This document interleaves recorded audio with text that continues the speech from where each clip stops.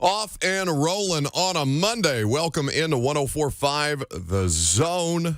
Hope everybody is having a fantastic day so far. We got Lucas back there. We got Robert, who has already tried to just completely derail the radio show right out the gate. But we'll get to him later on. That's why we're here. We're happy to have, right? Just not even letting me get through the show open. Just right out the gate.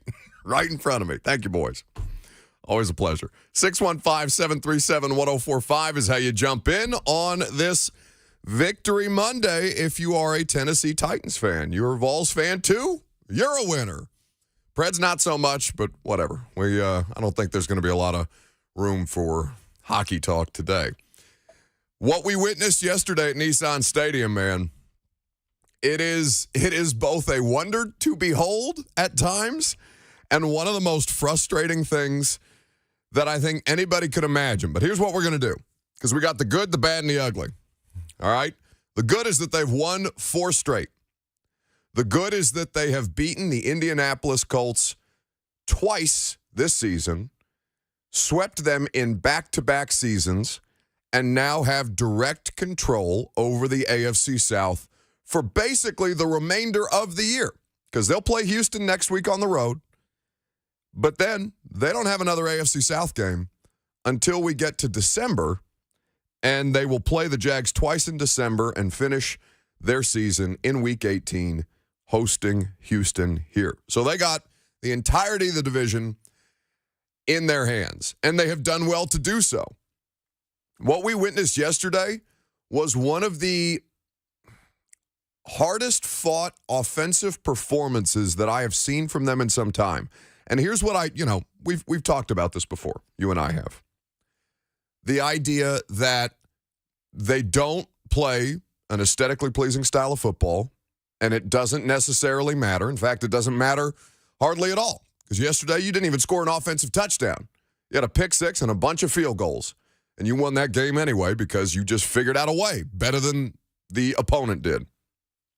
And the opponent is what I wanted to kind of focus the start of the show on before we get into injuries to Ryan Tannehill and what that means moving forward, before we get into how spectacular that defense looked with just a little more health around them on the field when they went out there. Before we do any of that, let's just take a minute, okay? Let's take a minute and look at this Indianapolis Colts team. Just the franchise, not even the team. I don't want to hear anything about the Indianapolis Colts for the rest of the season.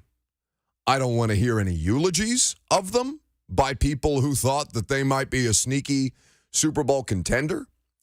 I don't want to hear any analysis of them because there is nothing there worth watching. I do not want to hear any discussion about this lately loser franchise that gets a bunch of hype only to come down here or in their own house against this particular local football team and get smacked around for 60 minutes and swept in back-to-back years. I don't want to hear any more about them. The only thing that I want to see from the Indianapolis Colts are more sad Jim Irsay pictures. The only thing I want to hear from the Indianapolis Colts is Jim Irsay out here trying to unseat Dan Snyder because what are you going to dig up on me, buddy? I got nothing to hide. How happy was Dan Snyder yesterday? Doubled up because the Commanders beat the Packers. It's just a stupid league. The whole thing is stupid. Always the amount of time we spend studying these games and studying the roster construction all offseason long only to have Week 7 Commanders over the Packers. Makes the least amount of sense in the world. But beyond that, there's nothing there about the Indianapolis Colts that deserves any further discussion, nor moving forward. Like, what is it going to take? How many times consecutively do these, I think they're wannabes, frankly. You got knockoff Derrick Henry and Jonathan Taylor. You got knockoff Jeff Simmons and DeForest Buckner. They play a style of football, or they desire to play a style of football that very much replicates what the Titans do. Run the football, play action pass, play great defense. It's not like that's not an uncommon model around the rest of the NFL, but within the division, they basically want to do what Tennessee does. They just don't do it as well. I disagree with that. I think they have absolutely no idea who they want to be or what they want to do. They threw the ball 44 times last night. 44 times last night, yesterday afternoon. Jonathan Taylor, 10 carries, 58 yards. He averaged 5.8 yards per carry. Why didn't they run the ball more? No. Because they averaged 2.1 yards a carry last time they tried to run the ball in this defense. I understand what you're doing there, but, look at what they did last week against the Jags and how much success they had throwing the ball, dropping Matt Ryan back, getting the ball out quickly, and mitigating a Jags pass rush that is not the Titans, but it's good. It's good. They almost completely negated four-man pressure by Jacksonville last week. So that was the biggest question that I think Blaine and Mickey and myself had in pregame is, okay, are they going to be married to Jonathan Taylor when they come back, or are they going to play to their strengths theoretically, which would help alleviate the best thing that the Titans do against them, which is rush the passer? Didn't matter yesterday because Bud Dupree was a nightmare. Absolute nightmare out there. But that still doesn't sound to me a team that wants to be the Titans. That sounds to me like a team that has an identity crisis right now. I would agree with that assessment, but also I think my position about that for any team is I do respect the idea that you're willing to adapt your game plan, still play to your personnel, but is that not what – they came into the season with one plan, right? They're going to pay this offensive line. They're going to run the football with Jonathan Taylor. Matt Ryan's going to point guard this thing. Defense going to play great. What happened? Literally the entire opposite of that happened, and they had to change. Identity crisis, yes, but fundamentally they are built to play the same style, or they built this thing to play the same style of football that the Titans do. The defense is not the same scheme, but you understand my point. So I acknowledge what you're saying about what they look like right now, but that's not what they intended to be. That's not what was supposed to give them success. That's not why everybody, was drooling over them. Not everybody, but there was a lot of people drooling over them. Smart football people. Football people whose analysis I trust and who I hold in high regard looked at the Colts and said this thing should work phenomenally. And it didn't. It fell Super Bowl contenders. I almost said a bad word. I talked myself into them. And I still think that defense is good. Like the Titans offense, we will talk about this. And I'm not going to call it unsustainable anymore because it's clearly sustainable, even as I find it completely baffling when I watch them win these games. I can't for the life of me understand how it can look like that and lead to success at the end. But time after time, man, they find a way to do it. And it is one of the funnier, quirkier things because they do it the way that they, no matter how they look doing it, right? They have the same fundamental principles. Like Lucas mentioned, they're always kind of got that identity to them, whether, it's Derrick Henry in the backfield, Dontrell Hilliard, or last year Deontay Foreman. But I don't want to hear any more about the Indianapolis Colts because every time it's just smoke being blown up my butt. Like, it's nothing. It's nothing but smoke and mirrors and a different quarterback every season. And a coach who I think is good in Frank Reich, but, the results speak for themselves. These guys, they play the Titans and they lose consistently. You know who the Colts have next? Ooh, that's a good question. Who do the Colts have next? The Washington Commanders. A Carson Wentz revenge game? Could it be? He looks better than Matt Ryan this year, man. Dan Snyder revenge game. Where is it? Is it in Indy or is it's in Indy? Yeah, late afternoon kick. I assume Snyder will remain relegated to his to the deck of his yacht in the French Riviera, where he's dipping and dodging congressional subpoenas and things like that. He's not gonna take the shade to Jim Irsay's place. We couldn't take a certain elevator out of FedEx Field with all the Titans radio equipment leaving the press box and radio booth because that's Mr. Snyder's elevator. So we had to go down this further hall and get into two different elevators. Oh, really? Yeah. Well, that's basically any NFL I know, owner around the league. It's just funny. But you felt personally slighted, did you, by Dan Snyder in his elevator? I have been slighted by Dan Snyder in my life. How many people can say that? Many. Actually. So many. There's a lot of court evidence to say many people. So many people. Across many decades have been slighted by Dan Snyder, yes. But what do you think about this Colts run here? When they host the Commanders, they travel to the Patriots, they travel to Vegas, and then they host the Eagles the next 4 games. Ooh, they should lose the Eagles game, pending health. I know that's the furthest one away. The Raiders have a better offense than they do. And I know the Raiders and Texans kept it kind of close throughout the course of that game. A big day for the AFC South from a Titans perspective, because every team that you needed to lose, and you continued to further your lead within the division because you've only played 2 games.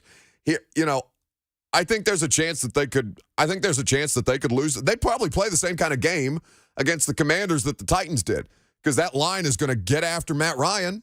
Montez Sweat is going to be on Matt Ryan's 37-year-old neck the entire time. The entire time. I felt so sad for him. I felt so sad for him watching him just in a puddle of himself when Jeff Simmons bull rushes Quentin Nelson. Well, I think Quentin Nelson got stepped on. There's a clip going around of Quentin Nelson just getting smoked by Jeff Simmons. I do think that the left tackle stepped on Quentin Nelson's heel as Jeff bowled him over and then landed on top of Matt Ryan. Kelly? No, well, Kelly got knocked over too. I'm saying Quentin Nelson. Right, but Kelly was the left tackle, no? Oh, that's right. Yes, Dennis Kelly doing the Titans a solid yet again. All right, we'll get to your phone calls on this game, 615-737-1045. The good news, we've done the good. We will do the bad and the ugly about this Titans team coming up next.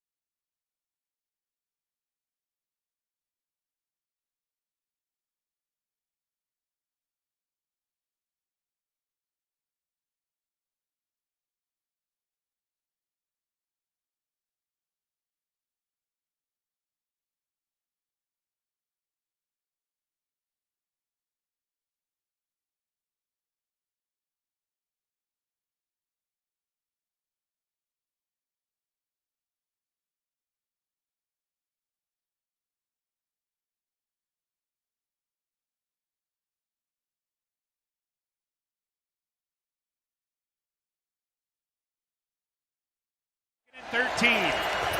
Ryan gets rid of it quickly. It's intercepted. 30, 40, 50.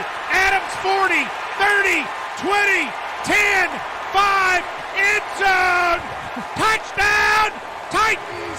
Andrew Adams to the house. Yo, what a great play. They lined up, brought maximum blitz on it. What a perfect break. That's as good a break as you can make. Wow, I love that. So does everybody else in this stadium. The Buck Reising Show is powered by Spring Hill Heating and Cooling. Visit springhillac.com.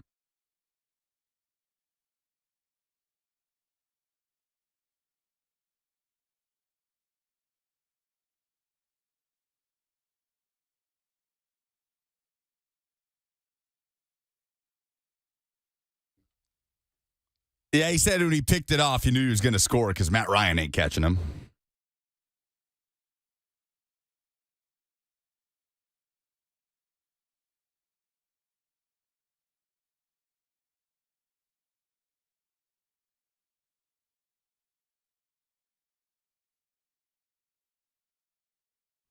Yep, former Clemson Tiger.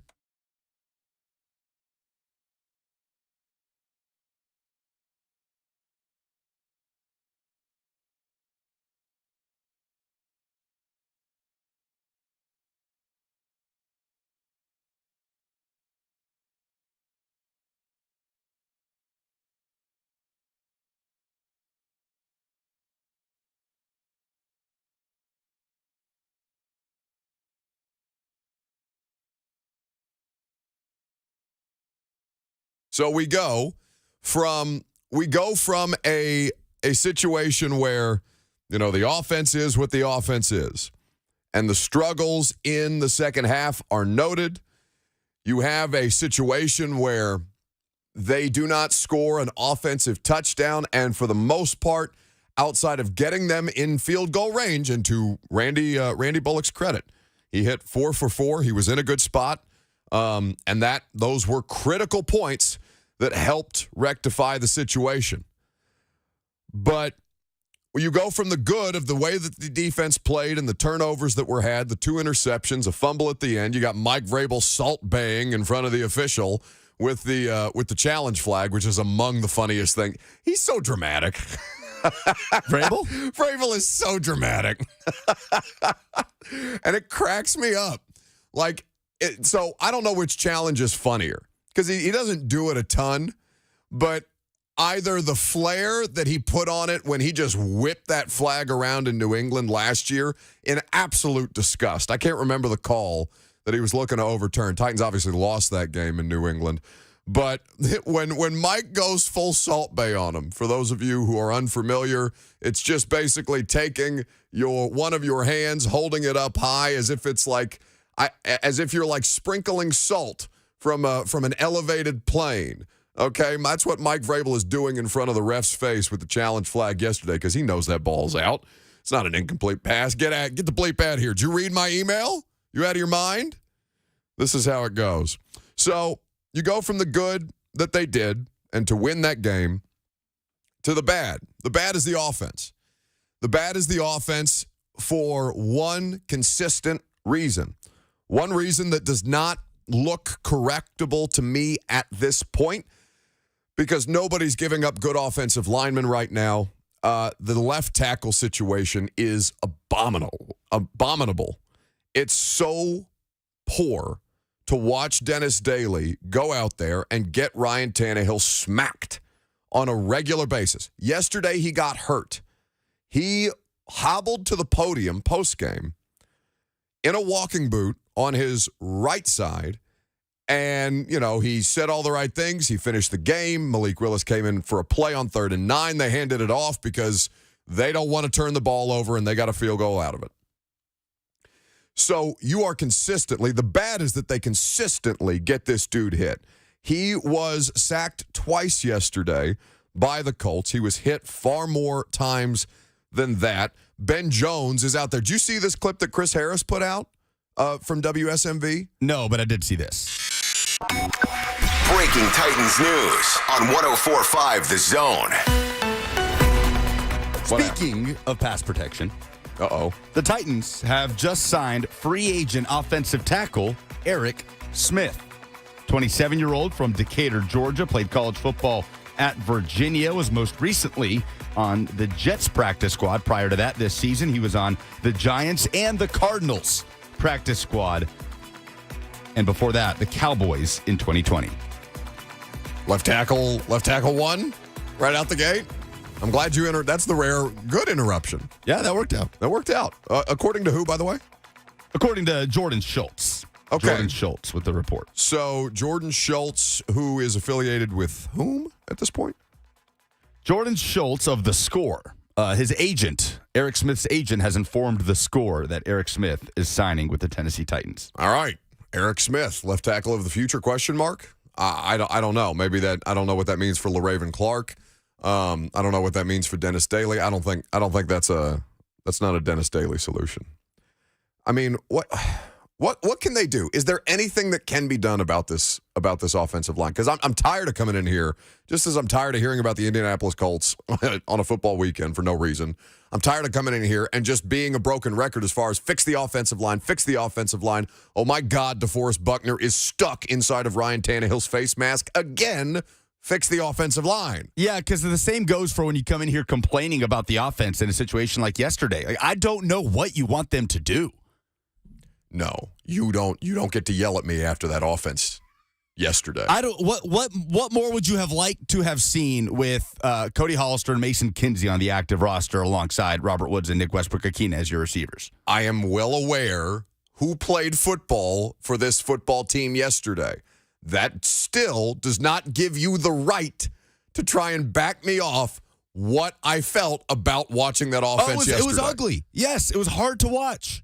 It was excruciating. I have given them credit for winning. You are not backing me into this corner again. Oh, you just have to answer the question. What do you want from them? I want something better, for God's sakes. You want Cody Hollister to turn into an all-pro receiver. I want Ryan Tannehill. I don't care about the wide receiver. I do care about the wide receivers. The wide receivers obviously matter. Do not put me in this position. I love putting you in positions. What? That's some phrasing. What the hell? Yeah, phrasing. Robert's here as my HR witness. Thank you, Caleb Farley. That's his greatest contribution to this week. That was mean. I'm sorry. There was no need for that. See? Now I'm flustered. You got me lashing out at everybody, including poor Caleb Farley, who played 16 special team snaps yesterday and didn't sniff a defensive snap. And they were great. No explosive plays, by the way. They had one 20-yard completion to Alec Pierce. Goodness. Here's the thing, all right? I want it to be better by nature of the protection. I want them to find a solution even if they have to overpay. I understand that they are not in the business of mortgaging future picks, and I don't care. They cannot let that quarterback go out there and get hit this often and this much, even as the justification is, oh, well, they won the game. No. No. You are winning the game, and also your quarterback is in a walking boot. I have not seen him labor to the podium like that since at Indianapolis last year, which, by the way, famously was the game that Derrick Henry broke his foot. But Ryan Tannehill also got a neck injury in that game, had to basically wait like 45 minutes of him getting treatment before he could come out and even talk to us, and then needed the bracing of 2 railings to get up, not 3 flights of stairs, but 3 stairs to the elevated platform where they have the podium at in the bowels of Lucas Oil Stadium for post-game media availability. They can't keep doing this. I know they are, but it cannot continue this way. His best asset, he broke Steve McNair's record yesterday. That's 49 consecutive starts for Ryan Tannehill. That's a franchise record. The whole thing about him, the reason Miami shipped him off for parts is because he couldn't put a healthy season together. And they kept getting sandbagged because the quarterback couldn't stay right. He is your most reliable thing at this point, which is crazy. Crazy to think about.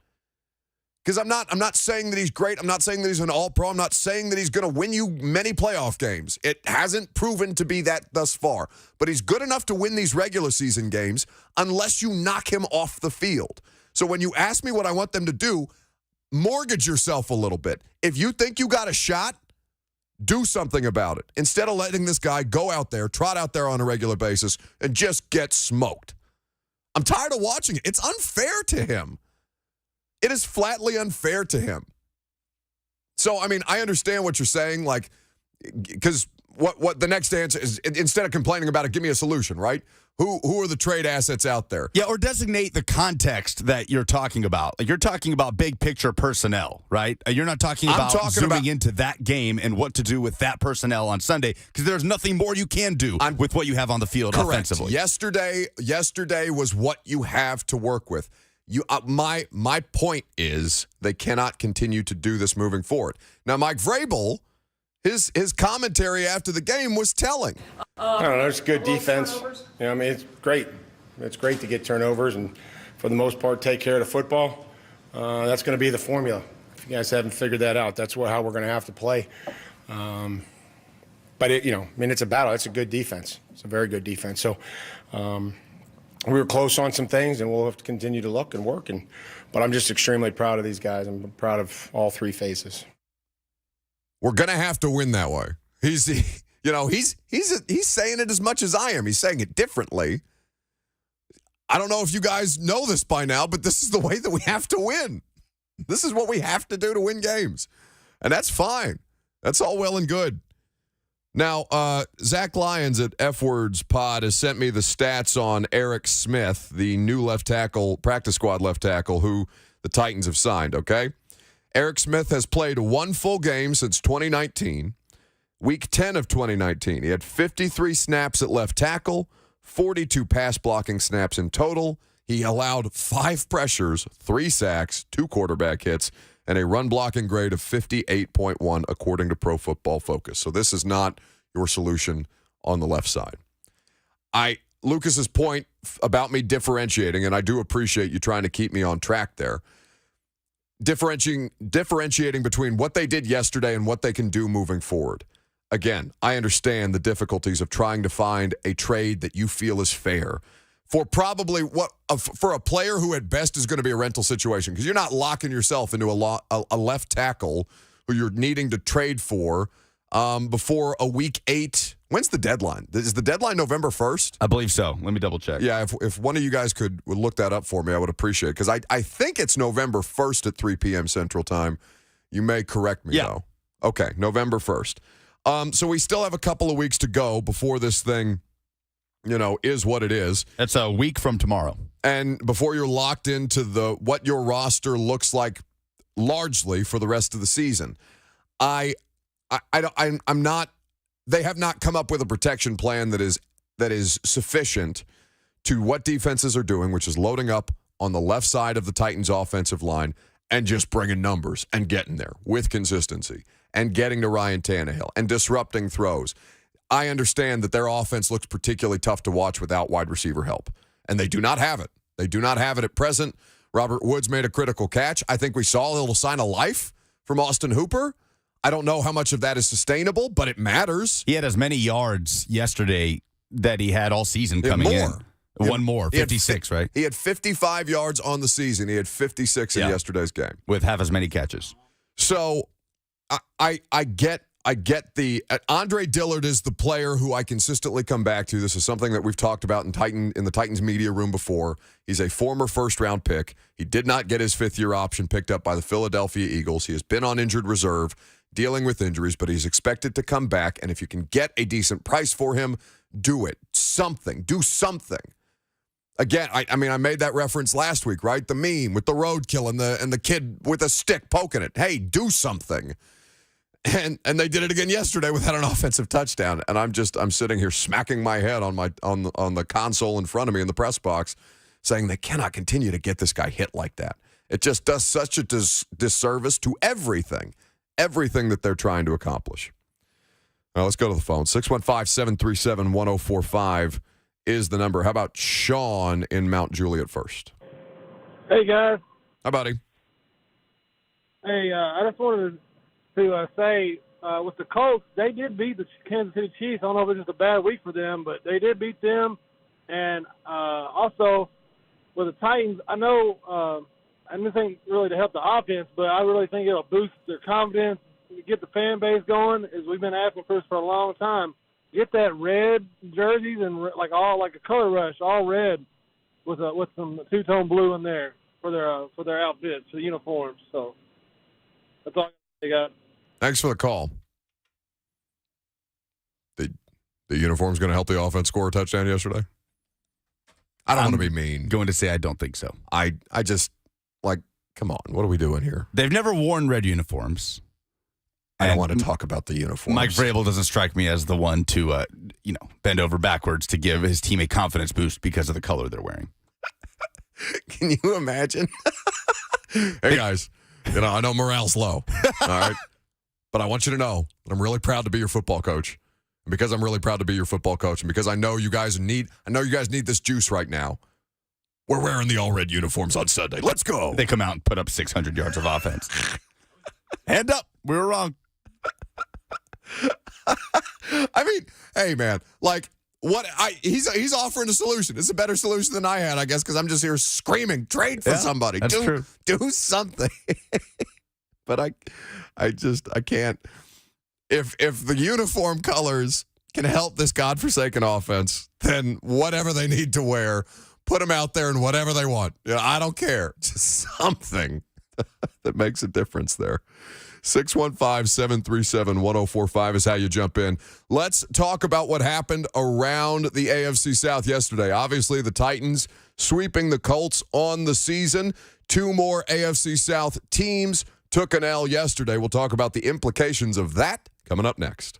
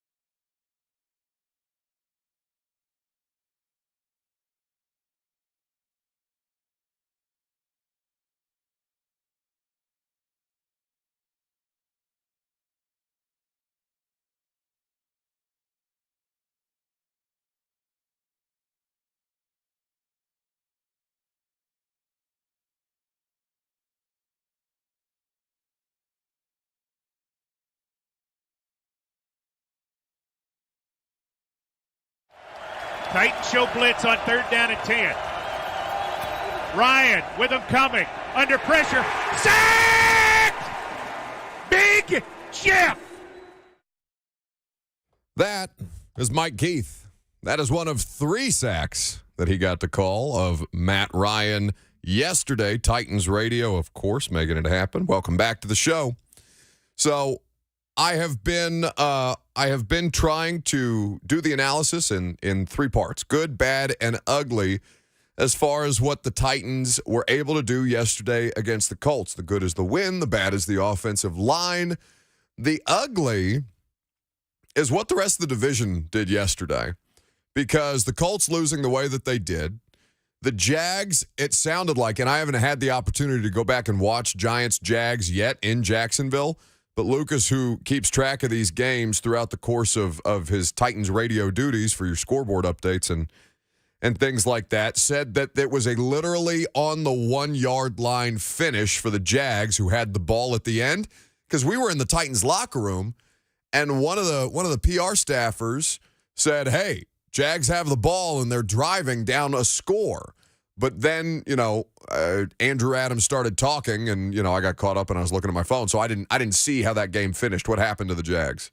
Well, it was a good game, really back and forth. They held Saquon Barkley mostly in check. He had like 30 yards from scrimmage in the first half. Most of those were in receiving yards. But the Jags, they're trailing in a Daniel Jones QB. I'm sorry, they're leading in a Daniel Jones QB sneak, puts the Giants on top. Jacksonville gets the ball back. They drive into Giants territory, turn it over on downs, and then the Giants, they punt it back to Jacksonville, who has the ball for one final attempt at a drive.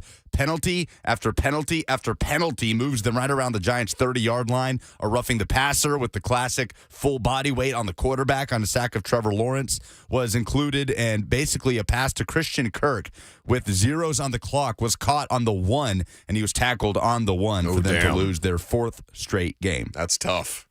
4 straight for the Jags, who we thought might be and listen, the way that they lost to the Colts, the way that it sounds like they lost to the Giants, I'll go back and watch that game because I'm curious to see what Trevor Lawrence looked like. They did well to kind of settle him in, not do anything crazy against Indianapolis, even though they did lose that game. I thought it was one of his most efficient games, so I'd be curious to see how they've been handling Trevor Lawrence since he had so many turnovers against Philadelphia, that just trying to get him back in a rhythm, get him comfortable. He was 22 of 43, 310 yards, no touchdowns, no picks. 43 dropbacks is too much. Mm-hmm. That just means that they're chasing. Well, he wasn't sacked. The one sack was the roughing the passer penalty that put them in good position to try and win the game at the end. Okay, so you have the Jags who lose. Then you have the Texans who lost yesterday to the Las Vegas Raiders. Now, I got on the internet. Aaron Wilson, I don't know if you saw this tweet. He put it was 24-20 at the time that he tweeted the score, but he forgot the 2 and 20, so it looked like 24-0 in favor of the Raiders. And I didn't have the game on, so I was like, things are not well in Houston. But Houston has now gone on to lose their 4th straight as well for the Texans? I don't think it's their 4th straight. Well, let's see. When did they win? Houston. I don't remember their win. It wasn't over the Colts. That was a tie. Yeah, that was the season opener. Who did they beat? That's an excellent question. Yeah, the Texans' lone win of the season came against the Jags. So that was last week. So they had lost 3 in a row. They beat Jacksonville. I'm sorry, that was 2 weeks ago. Houston had a bye. And then 38-20 was the final against Vegas on the road. Long pick 6 at the end really sealed it for Las Vegas. So the Texans are now, circling the drain. The Jags are kind of similar, even though you feel better about their propositions, their ability for the rest of the year. And you have the Titans, who are 4-2, now heading to a divisional road game against the Texans this year. And and really, the question becomes, well, who's going to play quarterback for Tennessee? Now, Mike Vrabel's going to speak to the media at noon, and we're going to talk about the idea that, whether you would put Ryan Tannehill out there next Sunday, given his situation right now. Ryan Tannehill was asked about his injury yesterday, coming to the podium in a boot on his right foot, and this is what he had to say. Yeah, it doesn't feel great. I had to battle through it there at the end. Sometimes it comes with the territory, right? I'm going to be out there. if I can at all possible. So I'm gonna do everything I can this week to get it right and feeling best I can for Sunday. Just to kind of take some pressure off of it for now. Yeah, just to give it a little time to heal up, take some pressure while I'm getting out of the stadium, getting home, and all that type of stuff. So that's Ryan Tannehill yesterday. And, you know, he finished the game. Malik Willis, as we mentioned, came in for a snap. They handed it off on 3rd and 9, set up a field goal, took the critical points, probably the smartest decision in that spot. We'll talk about the feasibility of starting Malik in Houston in the noon hour after we hear from Mike Vrabel, who will speak at noon. We'll get into that more during that hour, though. Let's go to Blake in Port Meade up first. What's going on, guys? I appreciate y'all taking my call. And before I get off, can y'all please let me stay on the line so I can hear the answer? It takes a minute to get back into the app. I just wanted to talk about the Titans offense real quick. These wide receivers, man, I appreciate Bobby Trees and what he's been in the league, but if we haven't had the biggest group of scrubs playing at wide receiver this season, man, I don't know a worse wide receiver group that we've had in the past. These guys have collectively. Ooh, that's a big allegation, Blake. This is a pretty damned franchise when it comes to wide receiver. You think it's the worst group that they've had? Man, look at it. If we take the wide receivers and put them together for collective stats, have they gone over 100 yards as a unit yet in a game? And I'm not talking tight ends and running backs because they seem to have been more productive than our wide receivers have been here lately, especially with Dontrell Hilliard and the emergence of King Henry's passing game. It's going to be so hard to compete with real caliber talent teams because if you look at who we beat, my question is who have we beat? We've gone up against Buffalo, and those guys beat the brakes off of us. And my concern is once we get up against these elite teams, are we even going to be able to keep pace with scoring with these guys? I mean, our defense has been playing lights out, but we saw again what Buffalo was able to do to us, Thank you for the call, Blake. I'll go ahead and pop you back on hold. Music means 60 seconds on the clock for any of you who want to jump in and get your point off. So I don't think there's some really bad wide receivers in the history of this particular team. That's some recency bias there. I agree. You can go back not that many years to where it was Justin Hunter, Kendall Wright, Dorial Green Beckham. I mean, that's like really recent. Yeah, none of whom are in the league anymore, I don't think. No, couldn't possibly be. DGB would be the only one close just because of his age, but like he was out, I think, that year. No, I think Kendall Wright's been on a team more recently than DGB. Kendall Wright, I think, was a Viking for a hot second after the Titans let him walk. Yeah, Kendall Wright was he was on the Toronto Argonauts practice squad in 2021. A CFL practice squad. Yes, he was on the Cardinals in 2018. That's his most recent NFL stint. Oh my God. So yeah, it's been worse. It's been worse at receiver. Let's not have too much recency bias. Let's not get crazy. I mean, the Hollister-Kinsey experience where they are catching meaningful passes. I mean, there were how many passes did Ryan Tannehill throw yesterday? I need to look up his line. 16 total? He attempted 16 passes. Oh, my God. Tannehill was, 20 passes. He was 13 of 20. Yeah. For 132 yards. Okay, so I'm looking at the numbers right now. Oh, I've got the first. That's why I'm confused. It was the first half passing numbers for Ryan Tannehill. Yeah, 13 of 20, 132 yards. He got sacked twice for a loss of 16, and he had a long completion of 27 yards. So the wide receiver, I do think if you can get anything out of Austin Hooper as a makeshift wide receiver, even though he moves, like he needs WD-40, fine, like make it happen. But I do think that, I think that's recency bias as far as the wide receivers are concerned. We'll get to more of your phone calls coming up next. It looks like we got some interesting calls, so we'll do that. And we will also talk about a Tennessee Volunteer wide receiver who is getting ready to break some records of his own. A pretty, not a necessarily interesting result for the Vols on Saturday, but some numbers to watch for Jalen Hyatt moving forward, coming up next.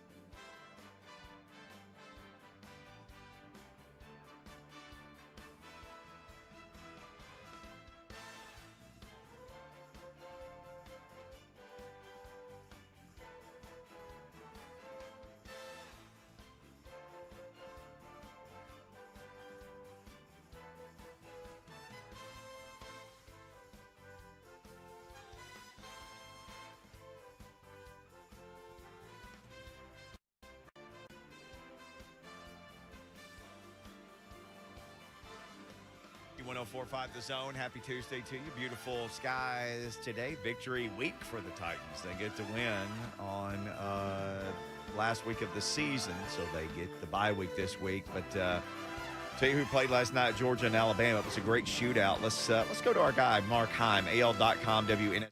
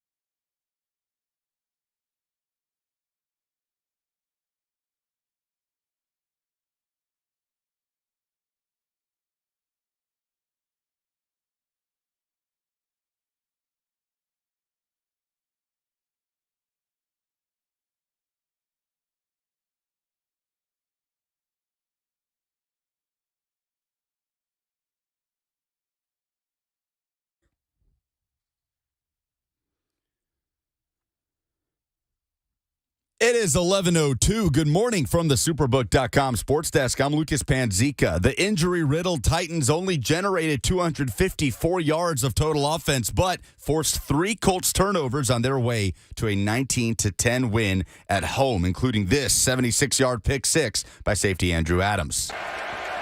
Empty backfield on 2nd and 13.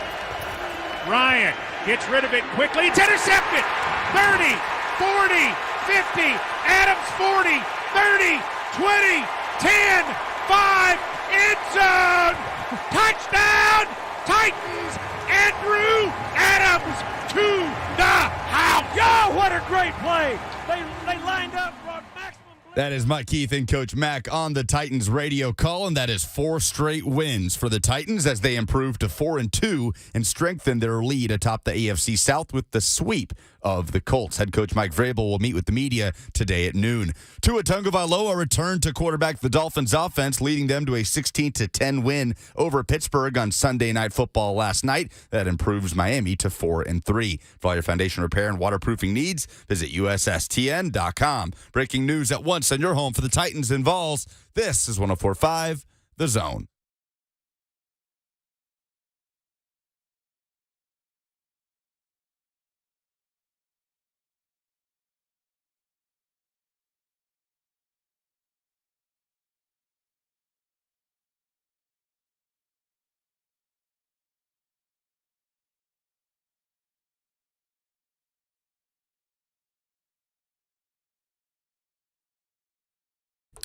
Sure is. Welcome into hour number 2. Welcome back if you've been kicking it with us so far this morning.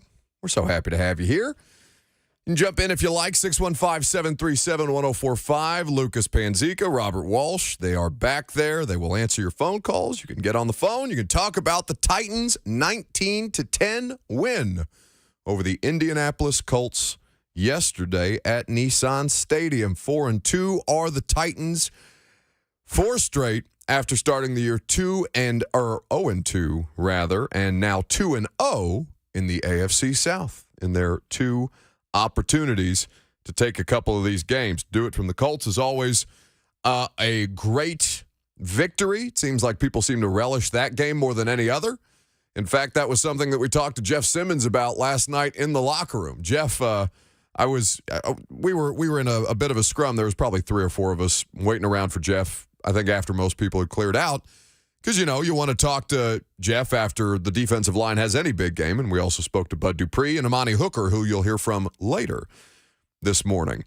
But when we were talking to Jeff about the performance that they put on, I had to sneak in there a question about, Jeff, man, this is 5 straight against the Colts. This is something that you guys really seem to relish. And I see if you can hear the smile that comes on his face when he talks about how it is that the Colts have built their team. I feel great, especially that time we went against the Colts, because we know that, to me, these other teams in our division, much respect to them, but I know each and every time we play the Colts, it's going to be a fight.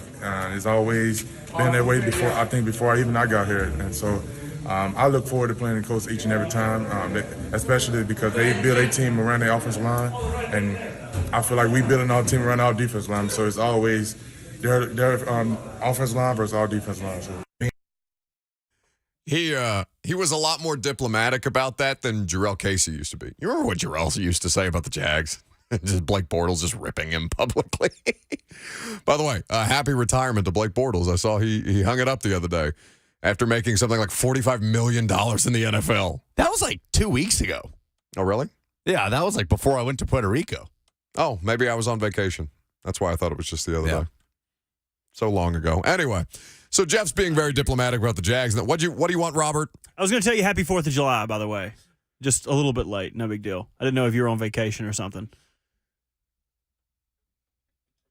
Don't do that to him. I'll lay in it. I don't care. Man, he thinks this silent stuff bothers me. It does not bother me. I have to live with my girlfriend who's heard all of my jokes. She does not think I'm funny either, same as you. So let me lay in it, buddy. You want to tell people what you texted me in the middle of that game yesterday? Oh, the great joke. I said the Colts punter can't hack it. Hawk it. Matt Hawk, not hack. He had a terrible day. He was awful. He can't hack it. That's he averaged 35 yards per punt. Back to the shadows.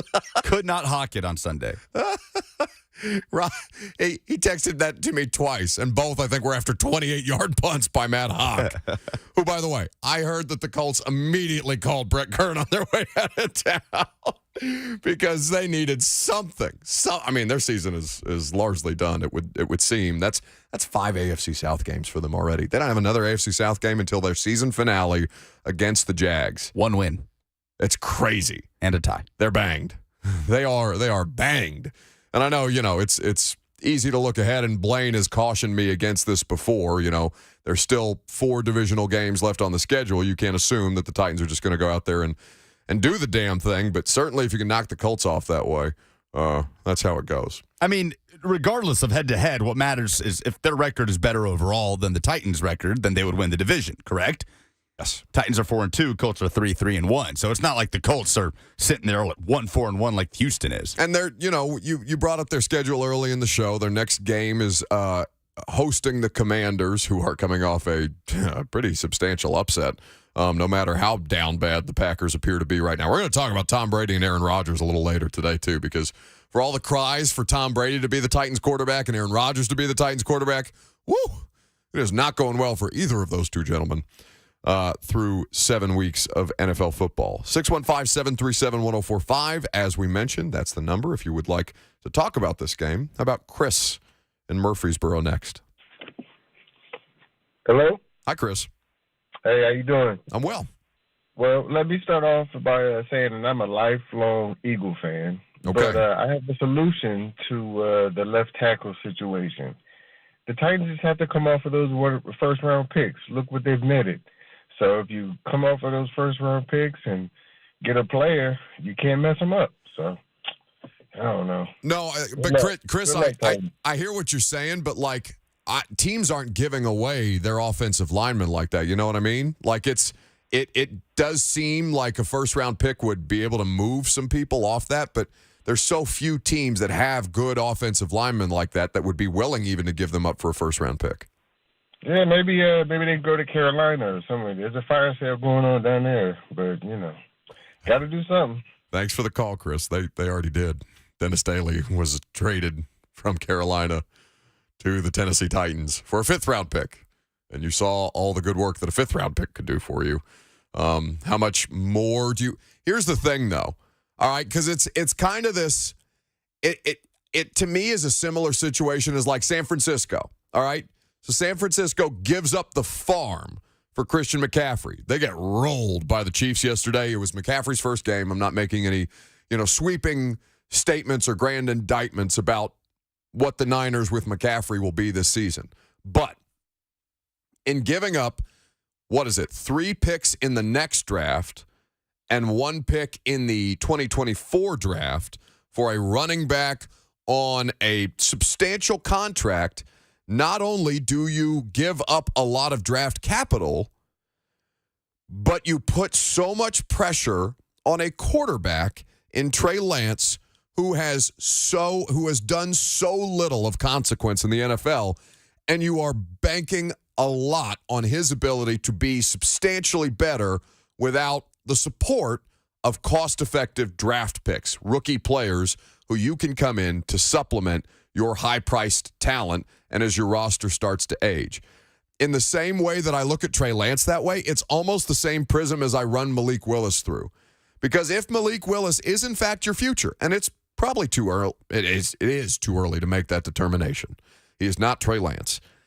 So it may not be a completely perfect parallel, but I do think before you are so quick to mortgage first-round draft picks like that, no matter how unsuccessful you feel your first-round draft picks have been as of late, understand that all you are doing is substantially cranking up the pressure on Malik Willis should he come into a roster that has mortgaged a lot of its future. Because it's as much about supporting him moving forward as it is developing him right now. Just something to keep in mind. And, this is coming from the person who's out here screaming at them to mortgage themselves to quit getting Ryan Tannehill just rocked out there. Let's get another phone call in before we pivot to some Vols talk. 615-737-1045 is how you jump in. How about Mick calling us from Long Island this morning? Hello, Mick. Sometimes the Titans make me smile, but sometimes they make me want to pull my hair out of my own head. Have you ever felt that way, Bucky? It's like when somebody puts a boot in your eye again and again and again and again until finally just to be able to take the pain. You tell yourself, I'm starting to like this. Have you ever felt that way, Bucky? I'm sorry, Bucky. I'm sorry I took a bump off the top of the cage. I can never jump very high, but I could climb somewhere high and fall. I'm sorry, Bucky. Have a nice day. That is, of course, the fake Mick Foley. Well done, Mark. Ladies and gentlemen. Mark from Parts Unknown. Mark from Parts Unknown. That's right. It is the highlight. It is the highlight of my day during the radio show when we get got by the fake wrestling impersonator. That was one of his best so far. It's making me go watch YouTube clips of old wrestlers just to see how closely he's getting to them. And he's really good. Go watch Mick Foley in ECW. That was a classic Mick Foley ECW promo where Foley's little boy, sometimes they take it away from you and you don't want it back. He just did a great job. That was a master class in Mick Foley. He had the cadence down. It's so good every time. Again, we need to have some kind of tracker. How many days consecutively that we do the radio show can he call us with a different wrestling impression? Mark from Parts Unknown.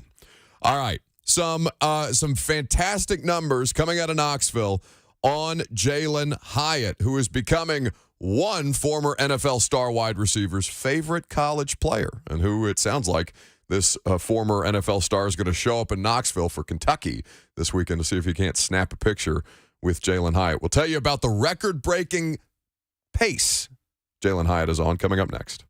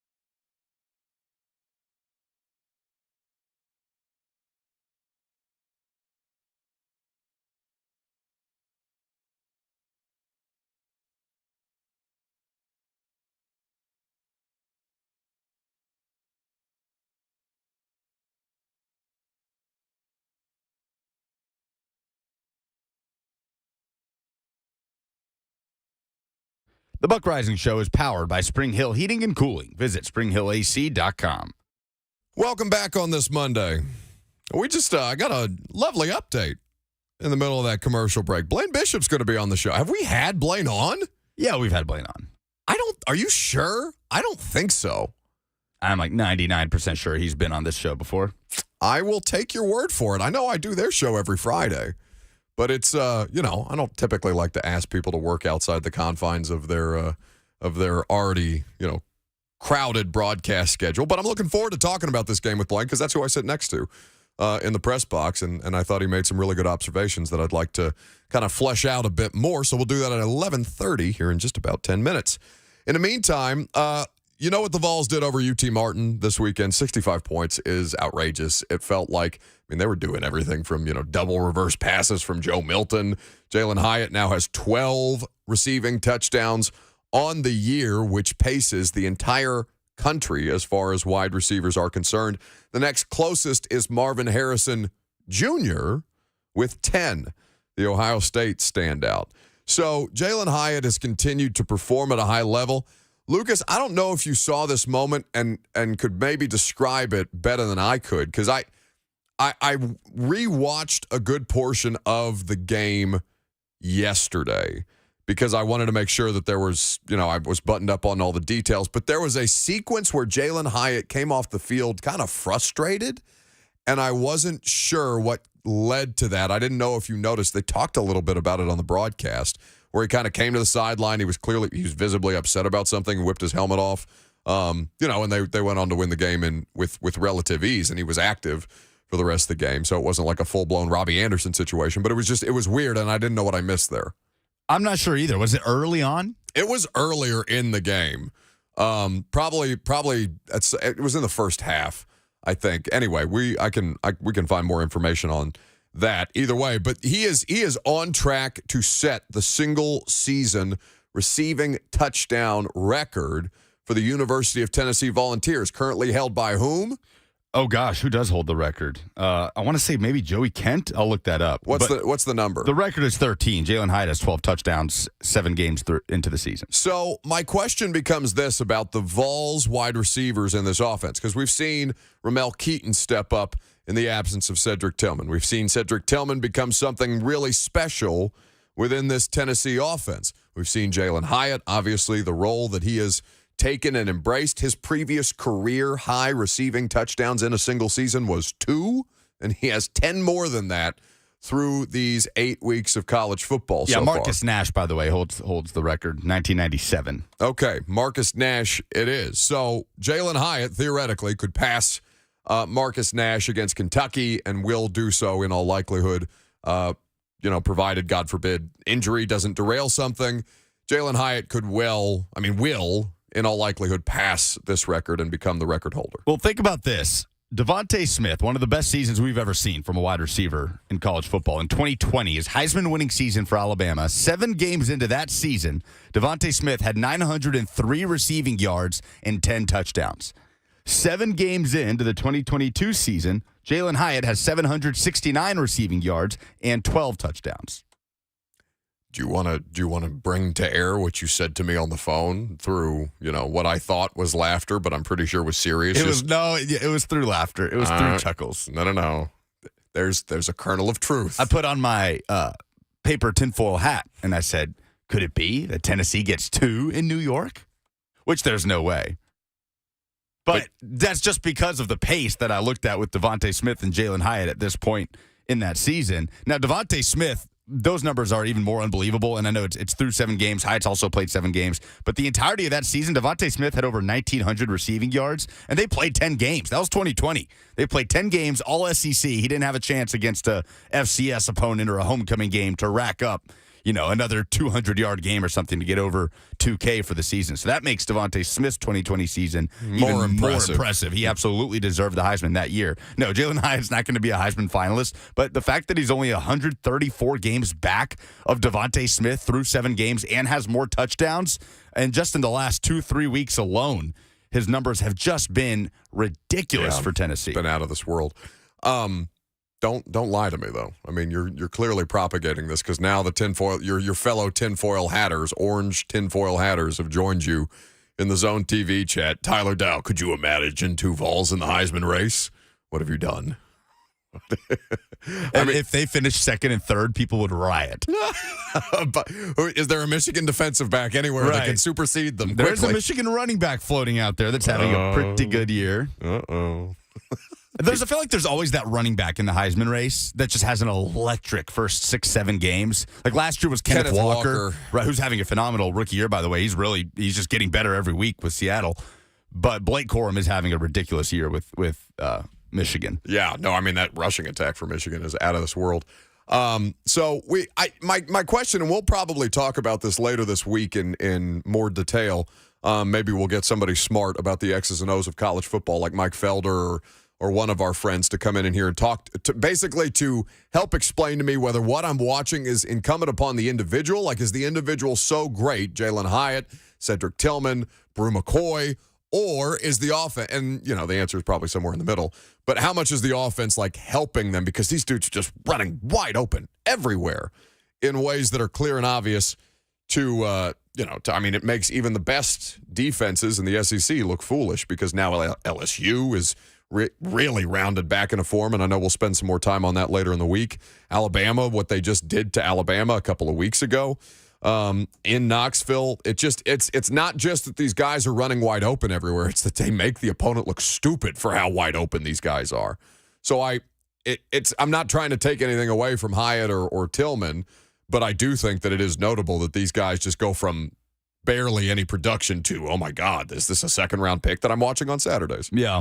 It might be hard to decipher just from the nature of this offense. I mean, Javonte Payton put up big numbers a year ago. Yeah. And Javonte Payton's not the receiver that Jalen Hyatt is, or Cedric Tillman certainly is, but, I don't think he has a team right now. Was on the Cardinals, was with the Cardinals throughout training camp. Josh Heupel did just say, by the way, a few minutes ago, he's having his Monday presser ahead of the Kentucky game Saturday on defensive back Jalen McCullough. And ahead of the what game, I'm sorry? A Kentucky game. Who? Oh, stop. No. You want me to say it? I do. You want me to say Kentucky? I want you to say Kentucky. I'm saying Kentucky all week. Josh Heupel ahead of that game on Saturday. No. Why? What is this? Why are you so hell-bent on saying Kentucky? I let you do your QAnon Vols 2 Heisman Trophy candidates thing. I want you for the remainder of the week to say Kentucky. Damn it. All right, Josh Heupel ahead of the Kentucky game on Saturday on Vols defensive back Jalen McCullough, who's been suspended the last couple of games. He noted that the campus portion of McCullough's situation following his arrest is over. He has cleared all student conduct policy, but the hang-up is they're waiting for the legal process to finish playing out. Okay, so a notable situation with the Vols defensive back depth to keep an eye on. In the meantime, Blaine Bishop is going to join us here shortly, and we'll talk about what the Titans did against the Colts yesterday. We'll circle back to the Vols certainly later this week with Kentucky on the horizon, which makes me very, very happy. By the way, so that makes you happy because you're an Indiana fan. Yes, and also because that coward John Calipari, who, by the way, I do like very much, but it's just fun for me to paint him as that. He has brought back the Indiana-Kentucky rivalry game. They're going to play home and on neutral sites for the first time since my freshman year, 2012, over the Anthony Davis #1 team in the country, which, by the way, Kentucky went on to win the championship that year. But we can just gloss over that and talk about the watch shot. Back to the phone, 615-737-1045. How about Chuck in Clarksville, who's always a good one? Hey, Buck. Hi, buddy. Hey, I just want to say, I said this back after we got beat by the Bills. RELAX on these Titans. Quit whining. We're 4-2, and we're a missed field goal by Bullock that he hits 9 out of 10 times of being the second best record in the league. Which would you rather be? You want to be Tampa Bay right now? You want to be the 49ers? You want to be some of these other teams, the Packers? Look how pitiful they're playing right now. We are winning. Stop whining. This team is what it is. Wait, Chuck, who are you talking to? Are you talking to me or are you talking to everybody else? I'm talking to everybody else, not you. I'm talking to everybody else, all the fans. I don't know, man. I am whining about Kyle them. Shanahan. We're not going to get Eric Bieniemy in here to run this offense. We're running Mike Vrabel what he wants to run. So stop whining. This team is 4-2. They're going to win the South, and we'll just see where it goes from there. But stop whining so much. Thanks for the call, Chuck. 615-737-1045. I mean, I do understand his point, and that's basically the approach that I tried to come in here with today, is that, yes, they are 4-2. Yes, they have put themselves substantially in the division lead. They have beaten or they have won their 2 AFC South games to date. How they handle Houston this week will be interesting, given that Houston is good enough to cause you problems, except not really good enough at this point to win a game. The whining, though, I don't think the whining is unjustified to an extent, right?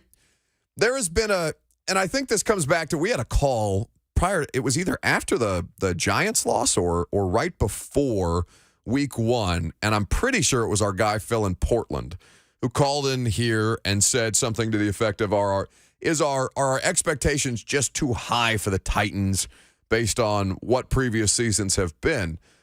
To which my response was, no, this is the expectation now. This is how they are expected to perform, to continue to go out there to win divisional games that way, even if it's not aesthetically pleasing football. And thus far, they have lived up to that standard, which we'll talk about with Blaine Bishop, our buddy who hosts Blaine and Mickey from 1 to 3 right after this very radio show. Hi, buddy. What's going on, guys? Thank you very much, by the way, for jumping on the show today. I know you spent plenty of time with me yesterday. I imagined you would have been sick of me, but we're happy to have you back. Oh, maybe that's why I went to bed and I was a little under the weather, having hot and cold flashes. So luckily, I took some medicine. I was feeling better this morning. Since you made me so sick. That's it. It tends to happen when you sit next to me in the press box during one of these games. I completely understand. Blaine, though. Nah, man, you're a master of your craft, man. I very much appreciate that. Blaine, I think the biggest takeaway from me, beyond the win, they got the secondary right after the injuries. They got the defense right after the injuries have cost them a couple of key players. To leave Andrew Adams out there starting alongside Kevin Byard and to play Amani Hooker in the box in nickel situations, they limited explosive plays in a way that you and Mickey and I talked about yesterday that I thought were so critical to that success. Yeah, no doubt about it. It was a little surprising, they had Hooker, you kind of, forget when he first came into the league that he could kind of play the slide, the nickel in certain situations. Because I was interested to see, once I saw Ugo wasn't dressing, who was going to play the slide. And then that kept the two young guys on the outside, McQuarrie and Fulton, the second rounders versus their big, tall receivers, and they did a fabulous job. And the defense kind of worked, in unison, let alone, somebody named Andrew Adams played really well, man. And I was excited to see that. And just the defense as a whole. I just don't know if this is sustainable with the defense kind of just shutting people out. And I get it when we play teams that their offenses aren't dynamic or anything like that. But the defense carried the team, and the offense, they scored 10 points off the 2 turnovers. One was a touchdown I returned, and then the other one got them a field goal. So I just don't know if you can continually win games like that week in and week out. Formidable opponents, I don't know if that's going to work. And it'll start to get a little more formidable in about 2 weeks with a trip to Kansas City on Sunday Night Football. Blaine Bishop, Titans legend, host of Blaine and Mickey, 1 to 3 on 104.5 The Zone, hanging out with us right now talking about this Titans win over the Indianapolis Colts. The idea, though, Blaine, and I'm glad that you talked me off an extreme yesterday on the pregame show when I said, you have the ability basically to put a nail in the Colts' coffin, even though it's so early on in the season. But you were right to warn me basically about how quickly things can shift throughout the course of a season, especially when you still have 4 divisional games left to play if you're the Titans.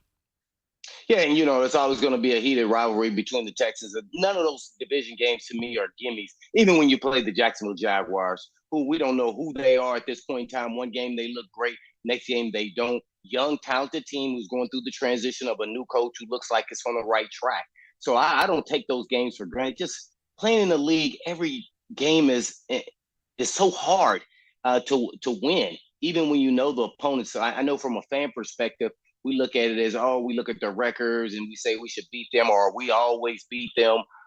So just like the Colts, I think we're in their heads now, no different than when they were in our the Titans' head when they were winning with Peyton Manning as well as Luck. So you never know now. Tannehill, we don't know his status, whether he plays or he doesn't play. But guess what? he's not going to be as healthy. When you're talking about your lower body, when you're a quarterback, that's an extension of your arm. You just never know what you're going to get. He may then start looking like Matty Ice. I don't want him to, but he's going to try to play through whatever it is, and it's his lower body from knee to ankle, and he won't be mobile as much. And then now, how does that change how you run your offense? Besides turning around and handing to Derrick Henry, he's still been pretty, stable in the pocket and dependable with the way that he's played. So that's another factor to go into what happens the rest of the season.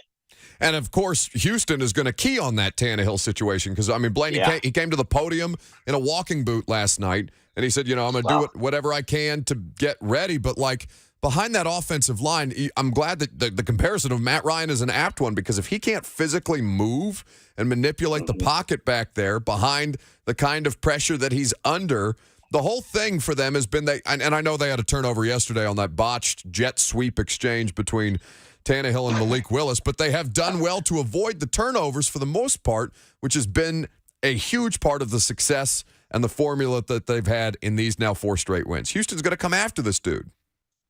Yeah, they're going to get X marks the spot. And so when we play teams and we know with our great defense that you're going to get after the quarterback, that's what he will become. And I think Tannehill has been really stable this year and really carrying the fort just as much as Derrick Henry because of what they ask him to do. And every time he throws the ball, he has to make a completion with, no big playmakers really in this offense. So Tannehill's actually probably just as much a key as Derrick Henry is behind this offensive line. And this was my biggest fear, that Tannehill, not necessarily Derrick Henry, as I said last season, that's the offense. They're going to still run the ball. That's what they want to do. That's what Vrabel wants to do. You know that. Yeah. So when you have to throw, though, Tannehill, his efficiency is pretty on point.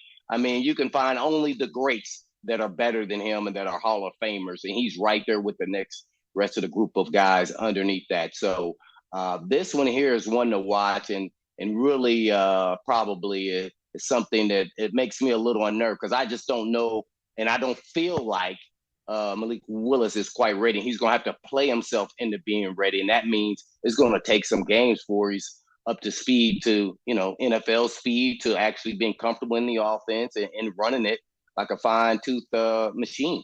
Right, and it's unreasonable to expect them to come into their week of work on Wednesday and be like, all right, we're going to roll with Malik and get him those reps. That's not how it works. They'll try to figure things out with the starters, and those reps aren't necessarily available for any backup quarterback to have. So looking at the situation of yesterday, Blaine, the whole alumni week for the Oilers and the Titans, I know you spoke about it on the pregame show, but what did you enjoy most about the experience that you got to see a lot of your old teammates, a lot of guys that you grew up watching, a lot of guys that came after and watched you? How much did you enjoy the experience of what it was to have such a cool reunion opportunity put on by Amy Adams Strunk and the team? Oh, man, it was really phenomenal. I think this was the best alumni weekend they've ever had. And hats off to Amy Adams Strunk, Kenneth, the whole organization, staff members, Tina Tuggle, who was kind of the leader on the ground. Man, they did a fabulous job. Just to get to see some of the guys that I watched growing up in grade school to middle school to eventually playing at least 1 year. Most of the guys that came from Lamar Latham, who a lot of people would know his name was the Freak before the Freak, to Warren Moon and Dan Pastorini. The list goes on. Ray Childress, man, I got to play 1 year with him. So I got really Sean Jones to play with some guys at the end of their careers there for 1 year, and we went on a run. It was pretty fabulous. All the different things from the gift bags to having practice to trick or treat, all the things that they did that were special, getting your number engraved on your hat if you wanted it. They did a lot of touches, spent a lot of money, traveled everybody around on buses. Really unique deal for and most cities and teams can't say they have really 2 different times that had 2 different organizations. And I think it was the right time when they started all that to now bring it in. And this is the Tennessee Titans team, but that history doesn't go. It follows the organization wherever they go. Man, it was a great time, man. I really enjoyed it. And tip the cap to them for doing a great job for it. Well deserved. Blaine Bishop, 1-3, Blaine and Mickey. It comes on right after this show. Always a pleasure to chat with you, my friend. I appreciate you spending some time. Appreciate Appreciate it, Buck.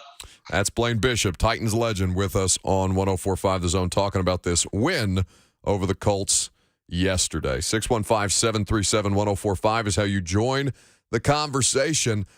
Coming up next, I want you to there's a couple of things that I want to do. I want you to hear from Amani Hooker, who made his return after working through the concussion protocol the last couple of weeks, and Bud Dupree, because I think those two players were as important to this team's success as anybody else on that field yesterday. That's coming up next.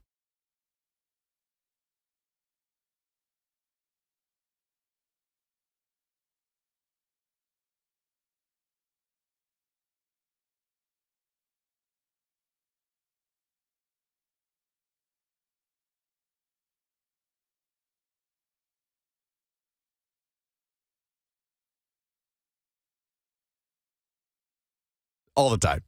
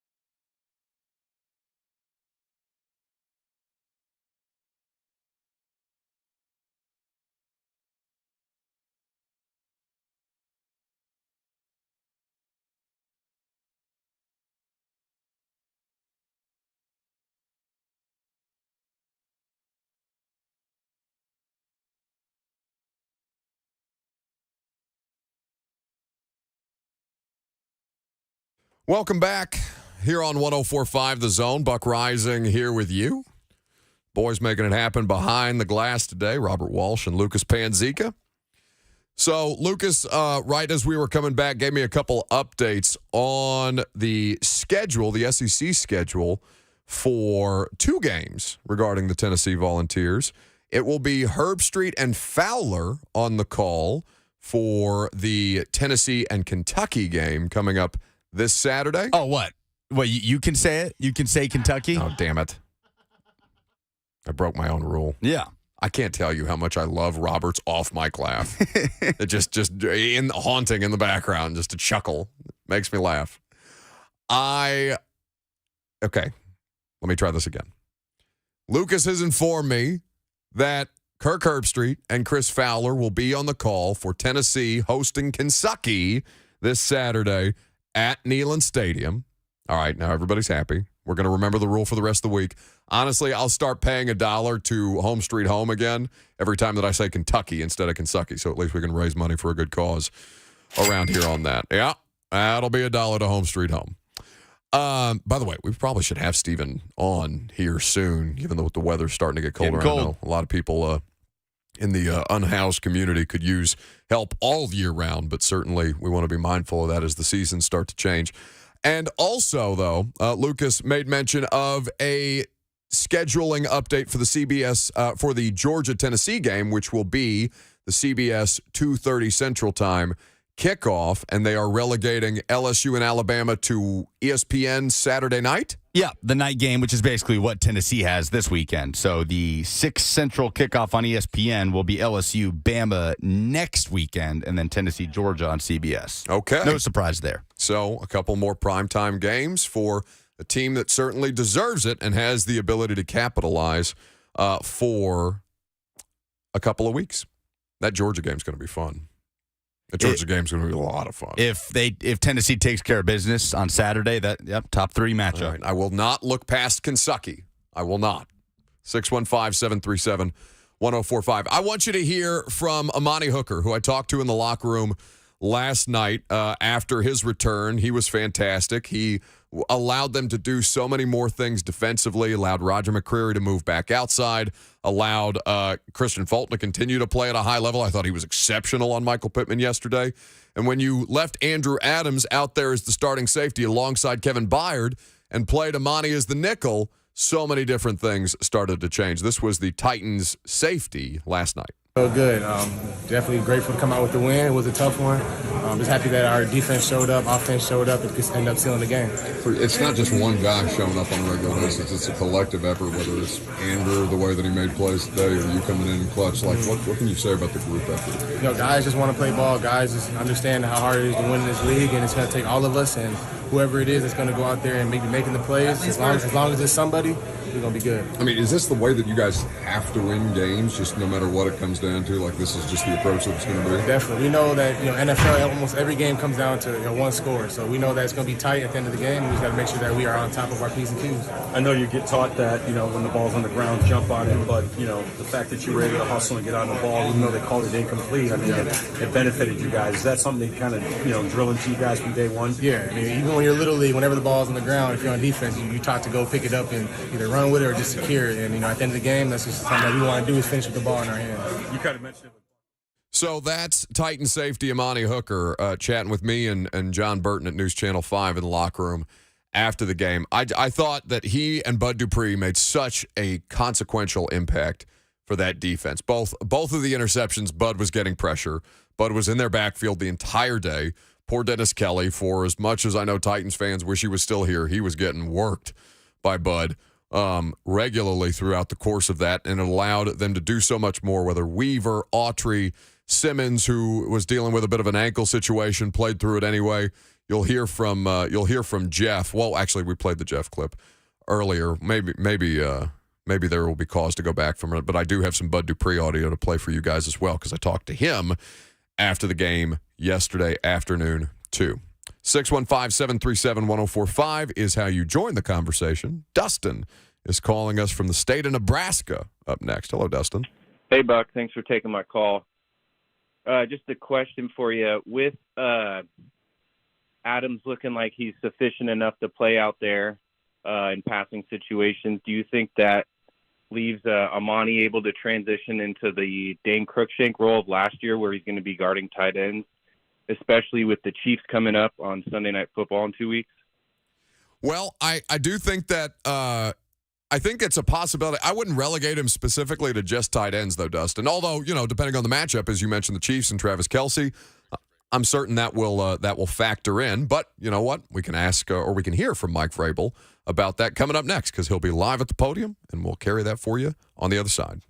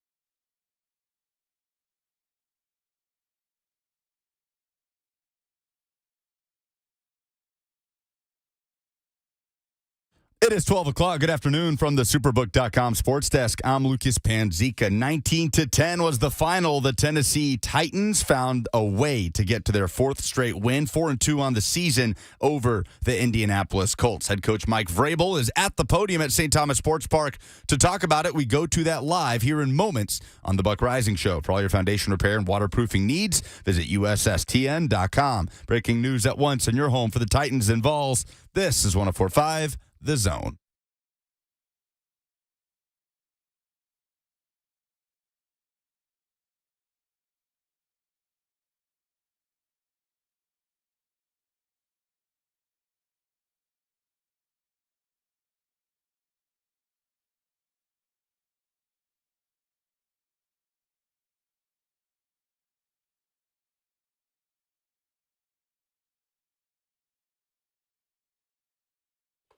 Made it to the final hour on this Monday, but it's time for me to shut up because the head coach, Mike Vrabel, is talking at the podium right now. We send you to St. Thomas Sports Park live. Keep some of those guys from trying to go back in and doing everything that they possibly can to help the football team. You know, Ryan is just, one example of that, of many. But he certainly had all intentions of doing everything that he could to get back there. And with any injury, we've been through this as it relates to us, is how we identify if guys can continue to play. Can they make it worse? Are they going to be able to reasonably do their job, and can they up to the expectations that we have for them? And can they protect themselves? So, when he was able to progress through, big throw, but the few times that we needed to progress, the line gave us that opportunity.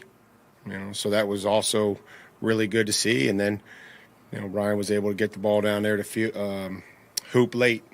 The use of Malik out wide a couple of times and on the aborted handoff, was that more product of being shorthanded at the wide receiver position and putting him there, or just trying to put a new wrinkle in and add something else to the offense? I think offense? probably a little bit of both, wanting to make sure that, we're doing things that we think can help us and, Malik's ability. So we'll see where that package goes. And, thought we had a good play. Thought we really liked, where things were and what it would look like. And unfortunately, we just weren't able to execute on that particular play. But, we'll try to keep doing things that we feel like, can help us and his skill set and seeing where things go.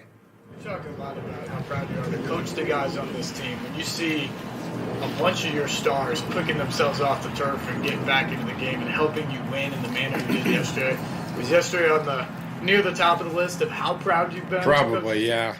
You just, I don't think that people realize what they go through, whether, they start in college or you end up as a professional athlete, the toll that this game takes and, what it can give you, but also, what it can take away from you. And they put a lot in. They compete. It's violent. And, just really, got a lot of respect for I would say, the majority of these guys that are finding ways, no matter what. And just each and every week, far less than 100%. During the game, things come up, and they get evaluated. And you can just tell that it means a lot to them. So I'm grateful to be able to work with them every day. Bud Dupree, he said share a moment, Mike, with Ben Jones in the tunnel yesterday what'd you say to him? I mean, I think, obviously these things aren't, I just appreciate them. And that'll stay between me and Ben, but, I just, you come to work every day, you hear a lot of hours, and you get a lot of respect for guys, the way they are as people, the way they are as teammates and players and parents and husbands. And so, to be able to see what it means to these guys, it's not just another game. It's not just a paycheck. So I just really appreciate what they do. With Bud Dupree, he said that he plays with so much energy because it's contagious and he wants to create other opportunities. When you see him in the game, can you feel a difference in the energy level? And if so, why is that? Well, I mean, I think that we all expect to play hard, whether Bud's in there or not. And, we appreciate Bud's effort, and he does run to the football. But, Jeff Simmons been running to the football. He makes 3 or 4 plays down the field. that's the expectation for defensive football, is that you play full tilt to the tackle whenever you're in there. So it was good to have Bud back out there, but we're gonna expect to play hard on defense with whoever's out there. Does Bud allow you to do more things or just do things better? I don't think it allows us to do things. We don't want to do a whole lot much. We got a lot of moving parts, and I think where we're at right now is guys starting to understand what we're doing. We didn't give up X plays. A couple times we gave up leverage, but a couple of times we were in man coverage and we're really tight. And then the zone execution, I thought, was much better than it was in previous weeks. Do maybe in a different role in the package you used with him and Andrew deep? How'd that work? Yeah, I thought it was good. I thought he represented himself well in what we asked him to do on early downs, and then he lost leverage on the one with Pittman, but I think with time and understanding, I would see him being able to make that play. But his versatility is great. We'll see where he ends up this week. How big an adjustment is that for him to move in? How big an adjustment is that for him to move down into the slot like that? Well, I think you'd have to ask Amani because it didn't, from the looks of things. Again, this isn't me saying that it's easy or not. It's just from the looks of things, he looked like he handled what we were asking him to do fairly well from a communication and an execution. So I think that would have to be a great question for him, just to say, but going into the game, I think whether he played there or not, he would be able to tell you what the corner had, what the nickel had, and what the safety has pretty much on every call that we have. On the coaching end of that, when you guys come up with that and install it during the week and then see it work successfully, not how gratifying it is, but how much fun is that part of the job, to kind of craft something and then see it come to fruition? Well, I think what's gratifying is that you see improvement from players. That's where coaches get the satisfaction. You try to spend countless hours, thinking about technique, thinking about, hey, how would I do this? How would we expect the player to reasonably do this? They use the technique. It works. They have success. You continue to build small victories, and then you can make significant changes because there's buy-in. When players see improvement, they know that you can help them and that they trust you. And then we're all working on the same page. But we don't sit around and pat ourselves on the back. That's not what we're about. We're trying to help the players and make sure that we're putting them in positions to help them succeed, and they go out and execute. Beyond Randy being 4 for 4 on field goals, was yesterday maybe one of the better all-around days for special teams? It seemed like that the coverage units won the field position battle. Yeah, they did. I think we could punt better. I think we could cover punts better. I didn't like some of those longer returns. But we ran down there on kickoff with speed. Unfortunately, we had the penalty on kickoff return. So it's probably, you're giving it probably a little better review than maybe I am. But Randy, that was great to see. We had one good return with Hassan, who continues to run hard back there and break some arm tackles, and just unfortunate that we start with the penalty. So there's a lot of things to improve on, but I appreciate your optimism. What do you think you mentioned the zone execution was better yesterday. Why did it improve? Well, because we didn't get the ball thrown over our head, or we weren't covering guys at 3 or 4 yards. There was some instances in the first game where we were, just jumping down on things and, giving them some easy throws over our head. And, we forced the ball to be thrown in front. And, when the longest play is 20 yards and the next couple are 14, you make them earn it, which then opens up more opportunities for us to affect the quarterback or knock the football out or intercept it. But when you have these long, explosive plays, it changes field position. Now they're in the red zone, and they're in their scheme plays and everything else. So that was probably just forcing them to throw it underneath and be able to break and tackle and go from there. So like individual improvement, just not making mistakes, or communication collectively? No, I think just overall understanding of what it is that has to happen in each coverage. The coverage understanding, and again, on the touchdown, on Andrew's touchdown, there was great communication. I think Kevin made a check, and you could see guys quickly get into position. The ball was then snapped, and then ultimately they executed the call. So that's, I think, a great example of being able to adjust and the players communicating, getting lined up, and then ultimately executing the play for a big play. Take away the kneel down. You guys ran Derek 15 of 19 second down. So do you say, hey, we won and that worked, that's our identity? Or do you say, hey, going forward, we need to mix it up? We're going to try to do whatever we can do to win the football game each and every week. That's what I would continue to say. Moving Amani down into the slot kind of helped Roger go outside a little bit more. What was your assessment of him kind of making that adjustment, taking majority of his snaps outside? I thought it was okay. I thought it was, fairly competitive. Lost the leverage on the one inside, but that wasn't like he was playing outside. He went in and stabbed the ball from Pierce on the strike. Didn't swat at it, didn't foul him, was square at the top, and went through and did what we coach him to do. The ball yesterday, and obviously it paid off at the end with Terrence. Where's the balance on that with making the tackle and punching away at it? Well, I think every time you go to make a tackle, you have to figure out what position you're in. Are you in an open field tackle where the objective is just to get him on the ground? And if you ask any of our players in an open field situation, the clear objective is to find a way to get him on the ground and not cause a fumble. We don't need a big hit. We need to make sure that he ends up on the ground. Or is it a vice tackle? Are you working with another player? And then you want to come inside out, and the first guy is going to keep his angle, and the second guy in is going to try to hammer at the ball. Is it a defensive lineman that's chasing from inside out? Or is it a box tackle, where, there's not a whole lot of space and, you're in between the tackles. So there's a lot of different situations. I think you see us work in the open field. But when there's another guy around and you're in a vice tackle situation, we really want you, trying to focus on the football.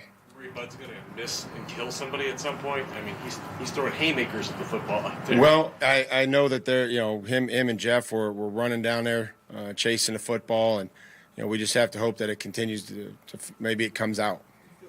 Robert Woods has made the most of his opportunities, and have you seen him make some tough catches across the middle in the past couple of weeks? Yeah, I think Robert is doing everything that we asked him to do. It felt like he was open on the strike. Ryan thought that there was a little bit of traffic, so he progressed through and hit Cody for our longest gain of the day. I thought he blocked well. Ryan pulled it, and he was protecting the quarterback, and did have some tough catches in traffic. Talked to him about reaching the ball. I don't think we need to do that, but being able to take the contact and being available over the middle is certainly a great quality. Show product. How did Radens do in his start yesterday versus compared to his start 2 weeks ago against Washington? I think it was about the same. I don't, I think there were some plays that, that need to be better. There's some plays there that, we would expect him to be able to make and be able to adjust to. But then there were other plays where he was, was good. He helped us in the run game, or he replaced his hands and, had the penalty, which, that isn't something that we're looking for, but is going to happen. And I'm sure he was geared up, ready to go. But we just have to fix those things and, make sure that they don't hurt us the next time. Were you going to snap it down there when he jumped? Guess we'll never know, Jim. Any practice windows opening this week, Mike? Elijah or anyone else? It's only Monday, so I won't be able to tell you that, hopefully. Schobert, I guess, elevated 3 times. What's kind of been your eval on him, and do you see him as a guy that might get, signed permanently? Or we would have most of the week to decide that. But I think he's done what we've asked him to do, is play a couple different positions, which he has. He's played on the edge for us, played inside, helped us on some special teams, and so we'll see where it is as the week progresses and see who's available and see who we need for the game. What made Eric Smith appealing? Same thing, a lot of guys do. They come in and have a good workout and continuing to add some players at positions that we want to try to get some depth at. Your technique on the challenge flag throw, was that one of confidence? You knew you were probably going to win it. Have you got any good feedback on that? No, I have not much feedback. I don't get a chance to do it that often, right? So I want to try to do something different each time. I looked out, I saw Ron. I didn't want to throw it at Ron. And I just felt like I saw Max there, who, by the way, those two officials in the second half on our sidelines, that was really good officiating. Keith and Max was a rookie. I felt like the communication was excellent throughout the entire second half, and those two worked well together. Keith's a veteran. But I just, I wanted everybody to know, I just felt like the way they two worked together and the communication that they had on our sidelines was really good. Like a mic drop? Kind of like a mic drop, right? No, I was just kind of wanted to see, me and Max was there, and I just wanted to make sure that they saw it.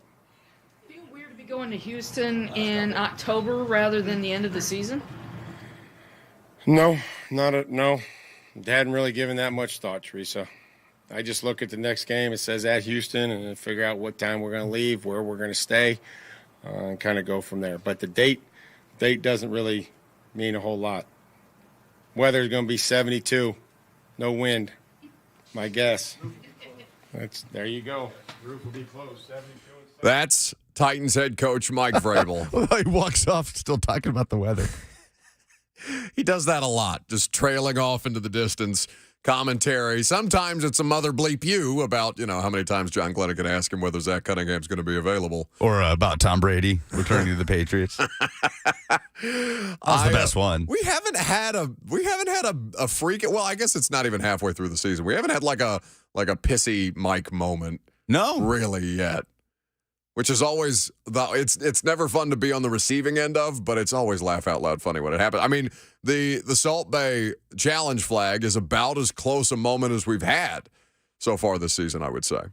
That and the face that he made at some officials in Baltimore during a preseason game. Anyway, anything you want to react to, what the head coach just had to say about the usage of Robert Woods, about the usage of Malik Willis, about the health of the quarterback right now, 615-737-1045 is how you join the conversation. A quick reminder, speaking of Titans football, you can join 1045 The Zone Thursday at Buffalo Wild Wings for their Titans football feast. You can stop by for your chance to win Titans tickets, giveaways each hour, thanks to Miller Lite and Buffalo Wild Wings. For a full schedule of events and locations, visit 1045thezone.com.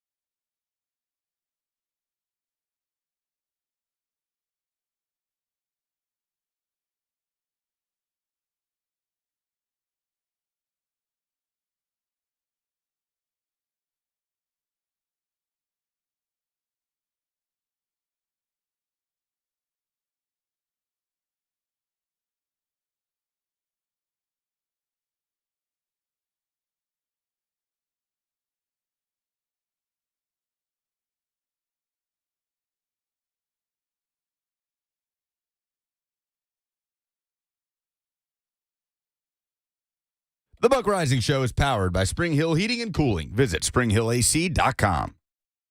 So a couple of things there from Mike Vrabel that I thought were interesting. A couple things specifically about the usage of Malik Willis in the offense yesterday. And you know, if he is ready, necessarily should he be called upon to start in Houston this coming Sunday. Now, you know, Mike wasn't even willing to comment on things like Elijah Molden, Racing McMath, so you know he's most certainly not making any determinations about the starting quarterback right now. But I do think that it's worth a discussion, because do you put that guy out there if he's not healthy? I really struggle with the idea of Ryan Tannehill without mobility behind that offensive line. Like Dylan Radins he wasn't great, but he wasn't horrendous. I know Pro Football Focus graded him out well, Lucas told me. Dennis Daly was bad. I think Aaron Brewer was fine, but not great. I would struggle to even call him good. And then Ben Jones clearly laboring. Like, I was talking to Monty Hooker last night, and Amani goes, yeah, I don't even know if Ben's got an MCL left. Like, I think Ben's just out there at this point, because there is no one more physically tough than that dude on that team. And this is a sport filled with tough guys, right? That guy's insane. So if it comes down to it, does Malik Willis with mobility give you a better chance to win a football game than Ryan Tannehill does without? I'm not looking to start any kind of, because you saw as soon as Ryan Tannehill went down for a play on 3rd and 9, everybody latched onto it. Adam Schefter, Ian Rappaport, Field Yates, our friend Diana Rossini. Just the idea, hey, quarterback change, not quarterback change, but quarterback change out of necessity with Ryan Tannehill and Malik Willis. I honestly think, you know, we'll see how this week goes. And I think the thing that I struggle with is, I mean, Malik's just so far from ready to operate in a way that they need him to. Like, thinking about finding a way to win the way they have and a conservative game plan to just find a way. Think about what that would look like with Malik Willis at quarterback. They may throw 7 passes. Right. Like, you want to complain about the offense from yesterday. Think about what it would look like with Malik Willis in there. I don't know, bud. I think it has the potential to give me some kind of explosive playability. That's why he's out there running jet sweeps. He's the closest thing to team speed that they have. It's just about how much they would trust him to throw the football. Not at all. I don't think. I mean, within reason. Like, there would be some passes thrown. I'm not saying that they'd go an entire football. They'd go the Mac. Well, listen. Hey, Patriots did it with Mac Jones in Buffalo when the wind conditions were out of this world. They won. So it's not unprecedented to do a game like that where you throw 3 passes, and that's a quarterback without mobility.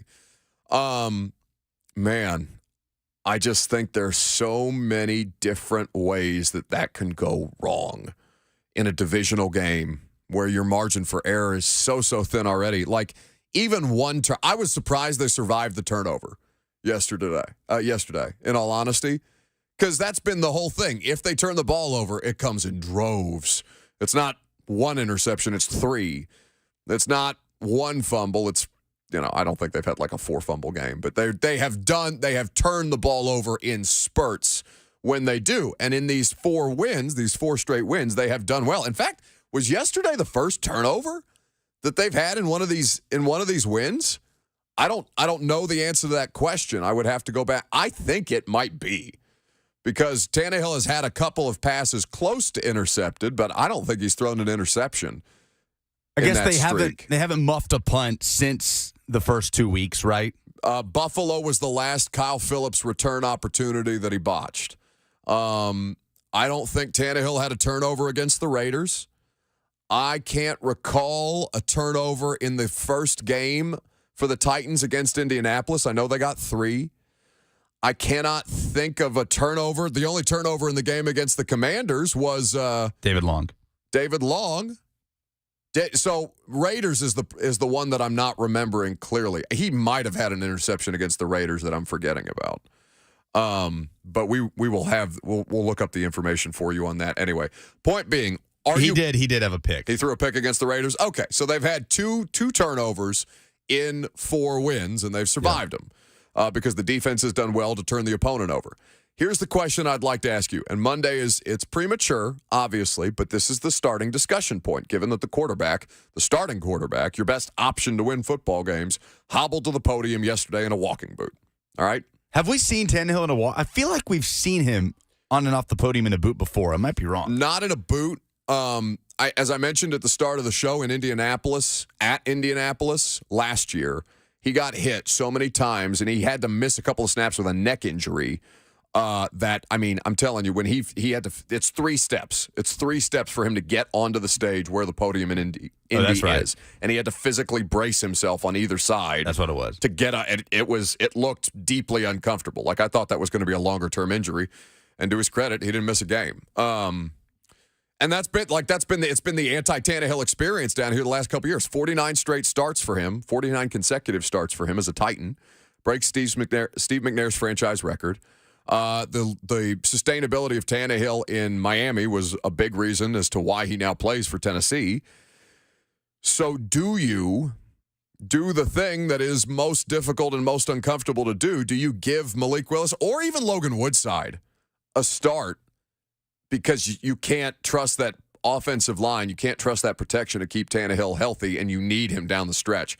It gets so much more complicated because it's a divisional game, you know? And does a no pun intended, hamstrung Ryan Tannehill actually give you the best opportunity to succeed? He's not been running a lot lately, but I think just the ability to move around the pocket to avoid some of the pressure that he's getting is such a big part of how he's able to get some of these passes off. Man, I would think about it, and I don't feel good about the Malik Willis experience at all right now. And I don't think that's a bad thing. I think it's exactly what I thought it was going to be. But there's not reps out there for him to be able to practice like that. Can we hear the Tannehill clip again of him talking about his foot or ankle or whatever the actual injury ends up being? I'd like to hear from Ryan Tannehill about this last night at the podium because I thought he was pretty good about it. Yeah, it doesn't feel great. I had to battle through it there at the end. Sometimes it comes with the territory, right? I'm going to be out there if I can at all possible. So I'm going to do everything I can this week to get it right and feeling best I can for Sunday. Just to kind of take some pressure off of it for now. Yeah, just to give it a little time to heal up, take some pressure while I'm getting out of the stadium, getting home, and all that type of stuff. So that's Ryan Tannehill at the podium last night talking about his foot/ankle/right leg lower body injury, shall we call it. So it was a McNair-like performance on Sunday. That's what I wrote. With the injury and everything. I thought I was going to get a lot of blowback on that. I really did. Because anytime you invoke Steve's name around, any kind of comparisons, any kind of parallels, like even the consecutive start streak, we brought it up on Friday. People are pissed. People are, or at least there was a handful of comments I saw on the Zone TV chat, Facebook, YouTube, Twitter, and Twitch is where you can live stream all 4 of the shows throughout the course of the day. It was as close to, so Derrick Henry, in fact, do you have this call of the end of game sequence where they're pushing the pile to get the first down? Ben Jones has been laboring. The offensive line is banged up. Derrick is getting over 100 yards, and they make a play to push the pile forward. And I want you to listen to Mike Keith, because Mike Keith doesn't make mistakes. And Mike had a kind of slip of the tongue in one of these calls that I want you to hear later. But first, let's hear the call of them pushing the pile that helped secure the win. And off Henry at right guard, moving the pile, still moving the pile. Titans pushing the pile, 50, 45, and he's down. Henry's over 100. Ben Jones stands up and says, "More, please." Wow. That's a first down for the Titans as we go under 3 minutes to play. So Mike Vrabel was asked about that sequence last night, and it's, Mike said it's one of the proudest moments that he's had as their coach, and you always see these Victory Monday speeches that they put out from him in the locker room. It always starts with, "I'm so proud to be your coach, guys. I love you guys like kids," yada, yada. But Listen to Mike talk about it last night. Unbelievable. I felt like that was just pretty much summed up everything that we wanted to do. It's good defense, good run defense. They're fast, they're big in the middle, and we were close. It was great to see Derek bust out of there at the end, but that 10-yard pile push or that run for 10 yards was, you're starting to look at the clock and you're like, okay, it's going to be third down at 2-minute warning, and then what's going to happen? And next thing you know, it's just they keep pushing the pile, and I know that those guys will be excited, and hopefully there's a good picture we can hang in the hallway. That's Mike Vrabel talking about the pile push that helped them secure the victory yesterday against the Colts. It was on Oilers and Titans homecoming day. It was as close to an Eddie George, Steve McNair performance as we've seen from either of those two, Derrick Henry and Ryan Tannehill. And I understand if you're somebody who holds both of those individuals, as I'm sure almost everyone does, in such high esteem that you feel even to mention two other individuals as a part of that conversation does the guys who came before them a disservice. But, man, I got to tell you, watching the way that Derek ran yesterday and watching the way that Tannehill had to gut it out, it's as close to that feeling as I think Titans fans have felt in quite some time.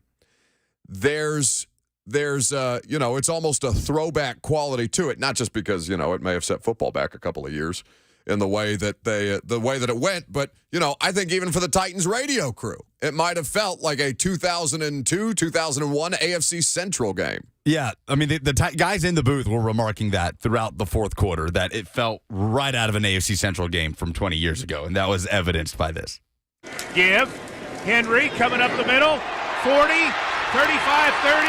And he is tackled inside the 25 by Blackman at the 23. Ladies and gentlemen, go crazy. The Titans are going to win this football game. Yes! 30 carries for Eddie George, 128 yards. 30 carries for who? He did correct himself on the broadcast. Rhett had said to him in the break before that, this is an Eddie George-like performance, and kind of put that name in his head a little bit. But honestly, it was so fitting with homecoming, and Eddie was in the building. And like we said, 19-10 final, exactly as it would have been in 2002 with Eddie George, 30 carries, 128 yards. Now, I bet Mike hates that.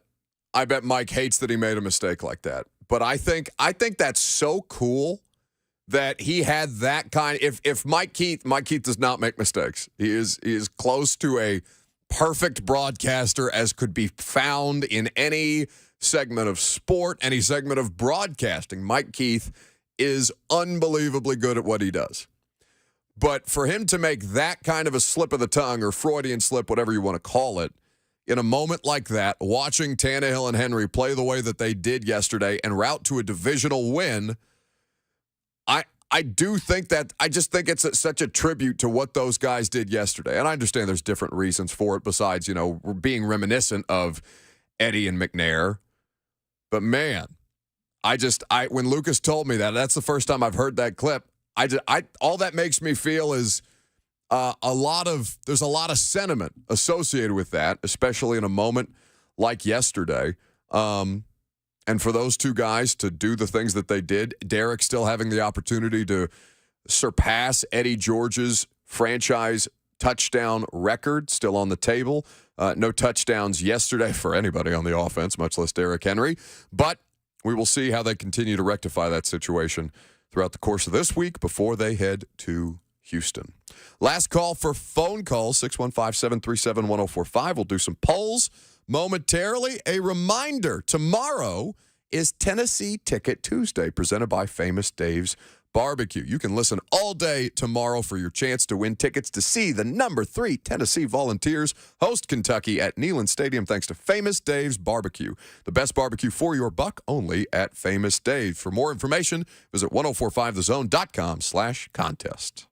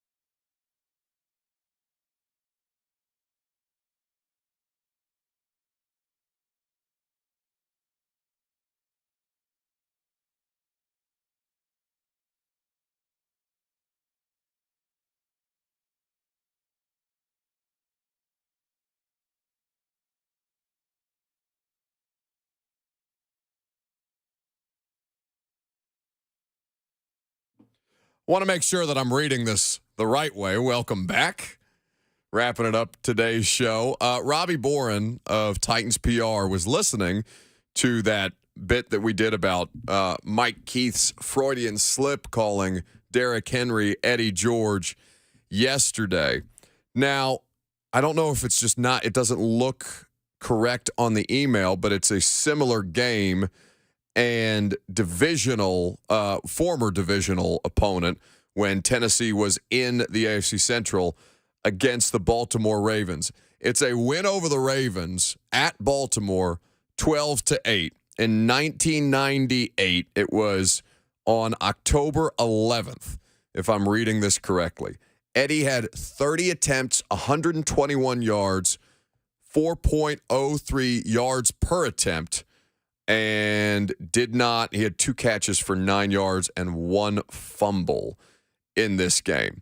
So looking at a similar performance from Derrick Henry yesterday, I mean, it especially as Derrick gets older, because Eddie was 4.03 yards a carry basically his entire career. He wasn't the explosive player that we've seen Derrick be at his height. And we were kind of thinking about this yesterday because Derrick had a 23-yarder and got shoestring tackled, either way. Got tackled a couple of times where you thought he might break one, and the whole stadium starts to rise as Derrick gets ahead of steam going. Just needs to make one guy miss, and he had, there was a 60-yard touchdown in front of him twice. As Derrick ages, though, I think it's going to look more like that because what he does is sustainable from the fact that he's still physically overwhelming. If the explosiveness is not still there in a way that, lends itself to 70, 80-yard touchdowns, whatever, but he can still play high-level football. It's just, the attempts is the thing that you kind of worry about with these guys. But he's really never shown any kind of mortality other than last year. So in the meantime, you understand how Mike Keith made that slip. Who's Monday Night Football tonight? Monday Night Football is Patriots-Bears, and Mac Jones expected to make his return. You seen the stuff about Mac Jones not vibing with the Patriots? I've seen whispers of that. I had a couple players talk to me about this. This was several weeks ago. This was right about the time that he got initially hurt. And it was my understanding that it had become so contentious within the Patriots organization that he had gone above Bill Belichick to ownership to kind of talk about how his situation was being managed. Now, I know there were some reports coming out in the week since about him wanting, it was either he wanted to have surgery and they didn't want him to have surgery, or they wanted him to have surgery and he didn't want to have the surgery. Something to that effect. But apparently that has been a contentious situation. It's not going to help that Bill Belichick is looking at Bailey Zappi with lust and saying, this guy can 3 yards an attempt win me a football game, baby. I can throw 3 passes with this guy and beat the Bills. Bears and Patriots. Is there any more? I mean, speaking of bad football and like what happened with the Titans offense and what my consistent complaint about them has been, even as they win. I want to bring back this Tom Brady clip because Tom Brady's a part of this, and we're going to get into more of this tomorrow, probably. What's happened to Tom Brady and Aaron Rodgers in the last couple of weeks. But Tom Brady made an observation the other day at the podium at one of his press conferences where he's looking around at, he's asked about parity in the NFL, and Brady, I think, more aptly describes what's happening in the league right now. Do you think, Tom, in all your years, there's even more parity now? There's a lot of teams that are 2-2. I think there's a lot of bad football from what I watch, I watch a lot of bad football, a lot of, poor quality of football. That's what I see. He's right. Bucks had some bad football yesterday. Woo! The Carolina Panthers smoked them with P.J. Walker. Smothered them. P.J. played a really nice game, by the way. I saw some of those throws he made. My guy. He was very efficient. There was XFL P.J. Walker out there for the Carolina Panthers. 16 of 22, had a pair of touchdown passes. Deontay Foreman had over 100 yards. Chuba Hubbard had a nice game. And the Bucks put up 3 points. So Robert apparently is going to give us a list of how many different NFL fan bases are bitching about their circumstances right now, beyond what our recency bias or what our local bias might lend itself to. But you will have to tune in to tomorrow's show for that, because in the meantime, we got some polls. I don't know who you are, but I know what it's time for. A poll update on the Buck Reising Show. Here's a young man with a very particular set of skills. With the final numbers, here's Buck Reising Show correspondent and producer, Lucas Panzica. Presented by Two Rivers Ford. You can custom order any new Ford from Two Rivers. They deliver it right to you as soon as it is manufactured. What is one play that you would scratch from Todd Downing's playbook if you could? Mahogany says the jet sweep until you get players that can run it effectively with consistency. Scrap it. Oh, man. But see, I mean, it's damned if you do, damned if you don't. Yeah. Because if people want Malik Willis in the offense, Malik Willis goes out and plays a couple of offensive snaps, people lose their minds. So, like, I hammer them when they're boring. I hammer them for not being creative enough. They try to get creative. The play doesn't go the way that they want it to. And all of a sudden, they're the schmuck. So, it's just one of those moments where I just throw my hands up in the air after another Titans game. I'm like, oh, what the hell? It doesn't even matter. They're just going to find ways to make it work, and that's what they do. What is the worst division in the NFL? Puka says it's the NFC South. They not only do not have a team that is 500, they do not have it, or I guess I should say they don't have a team with a winning record. They also don't have a team that's even 500. All four teams have a losing record in the Bucs, the Saints, the Panthers, and the Falcons. So Colts are now 500 with a tie. Yeah. So that technically puts them over 500. It's a game. It's a half a game. So technically the Colts are over 500. The Titans are over 500. I would still make the argument for the AFC South being the worst division in football, but man, the Bucs are playing some just awful snaps right now. Who is in a worse spot right now, Tom Brady or Aaron Rodgers? 59% say Brady, 41% say Rodgers. I have more confidence in Brady being able to figure something out than I do Aaron Rodgers. I think that is people taking into account Brady's personal matters when voting on that poll. That's so lame, though. Like, what do I care? What does Tom Brady getting a divorce have anything to do with the product on the field? Why are we not talking? We spent 20 years talking about how damn old Tom Brady is. And now that he's 45 and showing his age, now we got to make it about his divorce and his family problems? No, get the hell out of here. It's just all the circumstances of retiring and then retiring and all the reported drama around it. I hate it, too. I hate that we have that as a conversation. Hate that it's all happening. It's dramatic. He's been dramatic this year, but I don't think the play has anything to do with his personal life. When healthy, who is the Vols' best wide receiver? Cedric Tillman or Jalen Hyatt? 52% say Tillman, 48% say Hyatt. Wait, are the Colts 3-4 or 3-3? 3-3-1. Is somebody telling you the Colts are I'm getting peppered by an entity that will remain nameless for his own good. Colts are 3-3-1. All right. 3-3-1 means they're over 500, right? I think that is exactly 500, right? Doesn't get more 500 than that. No, they are 500 on the nose. Well, I guess winning percentage, the tie would take away from the winning percentage. No, they are exactly 500. They would be under 500 with the tie. No, they are not over. They are not under. They are 500. All right, we can't do the math on the air. I'm not doing this anymore. What 52% say that Cedric Tillman is a better receiver than Jalen Hyatt. Oh, good.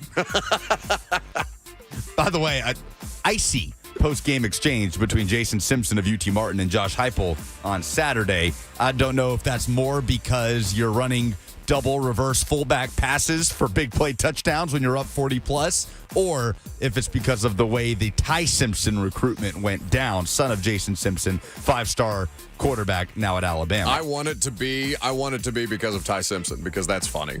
Maybe both. Ty Simpson's out here liking things that he should be the backup quarterback over Jalen Milroe and things like that a couple of weeks ago. What a mess. Those the polls? Those the polls. Excellent. That is the show.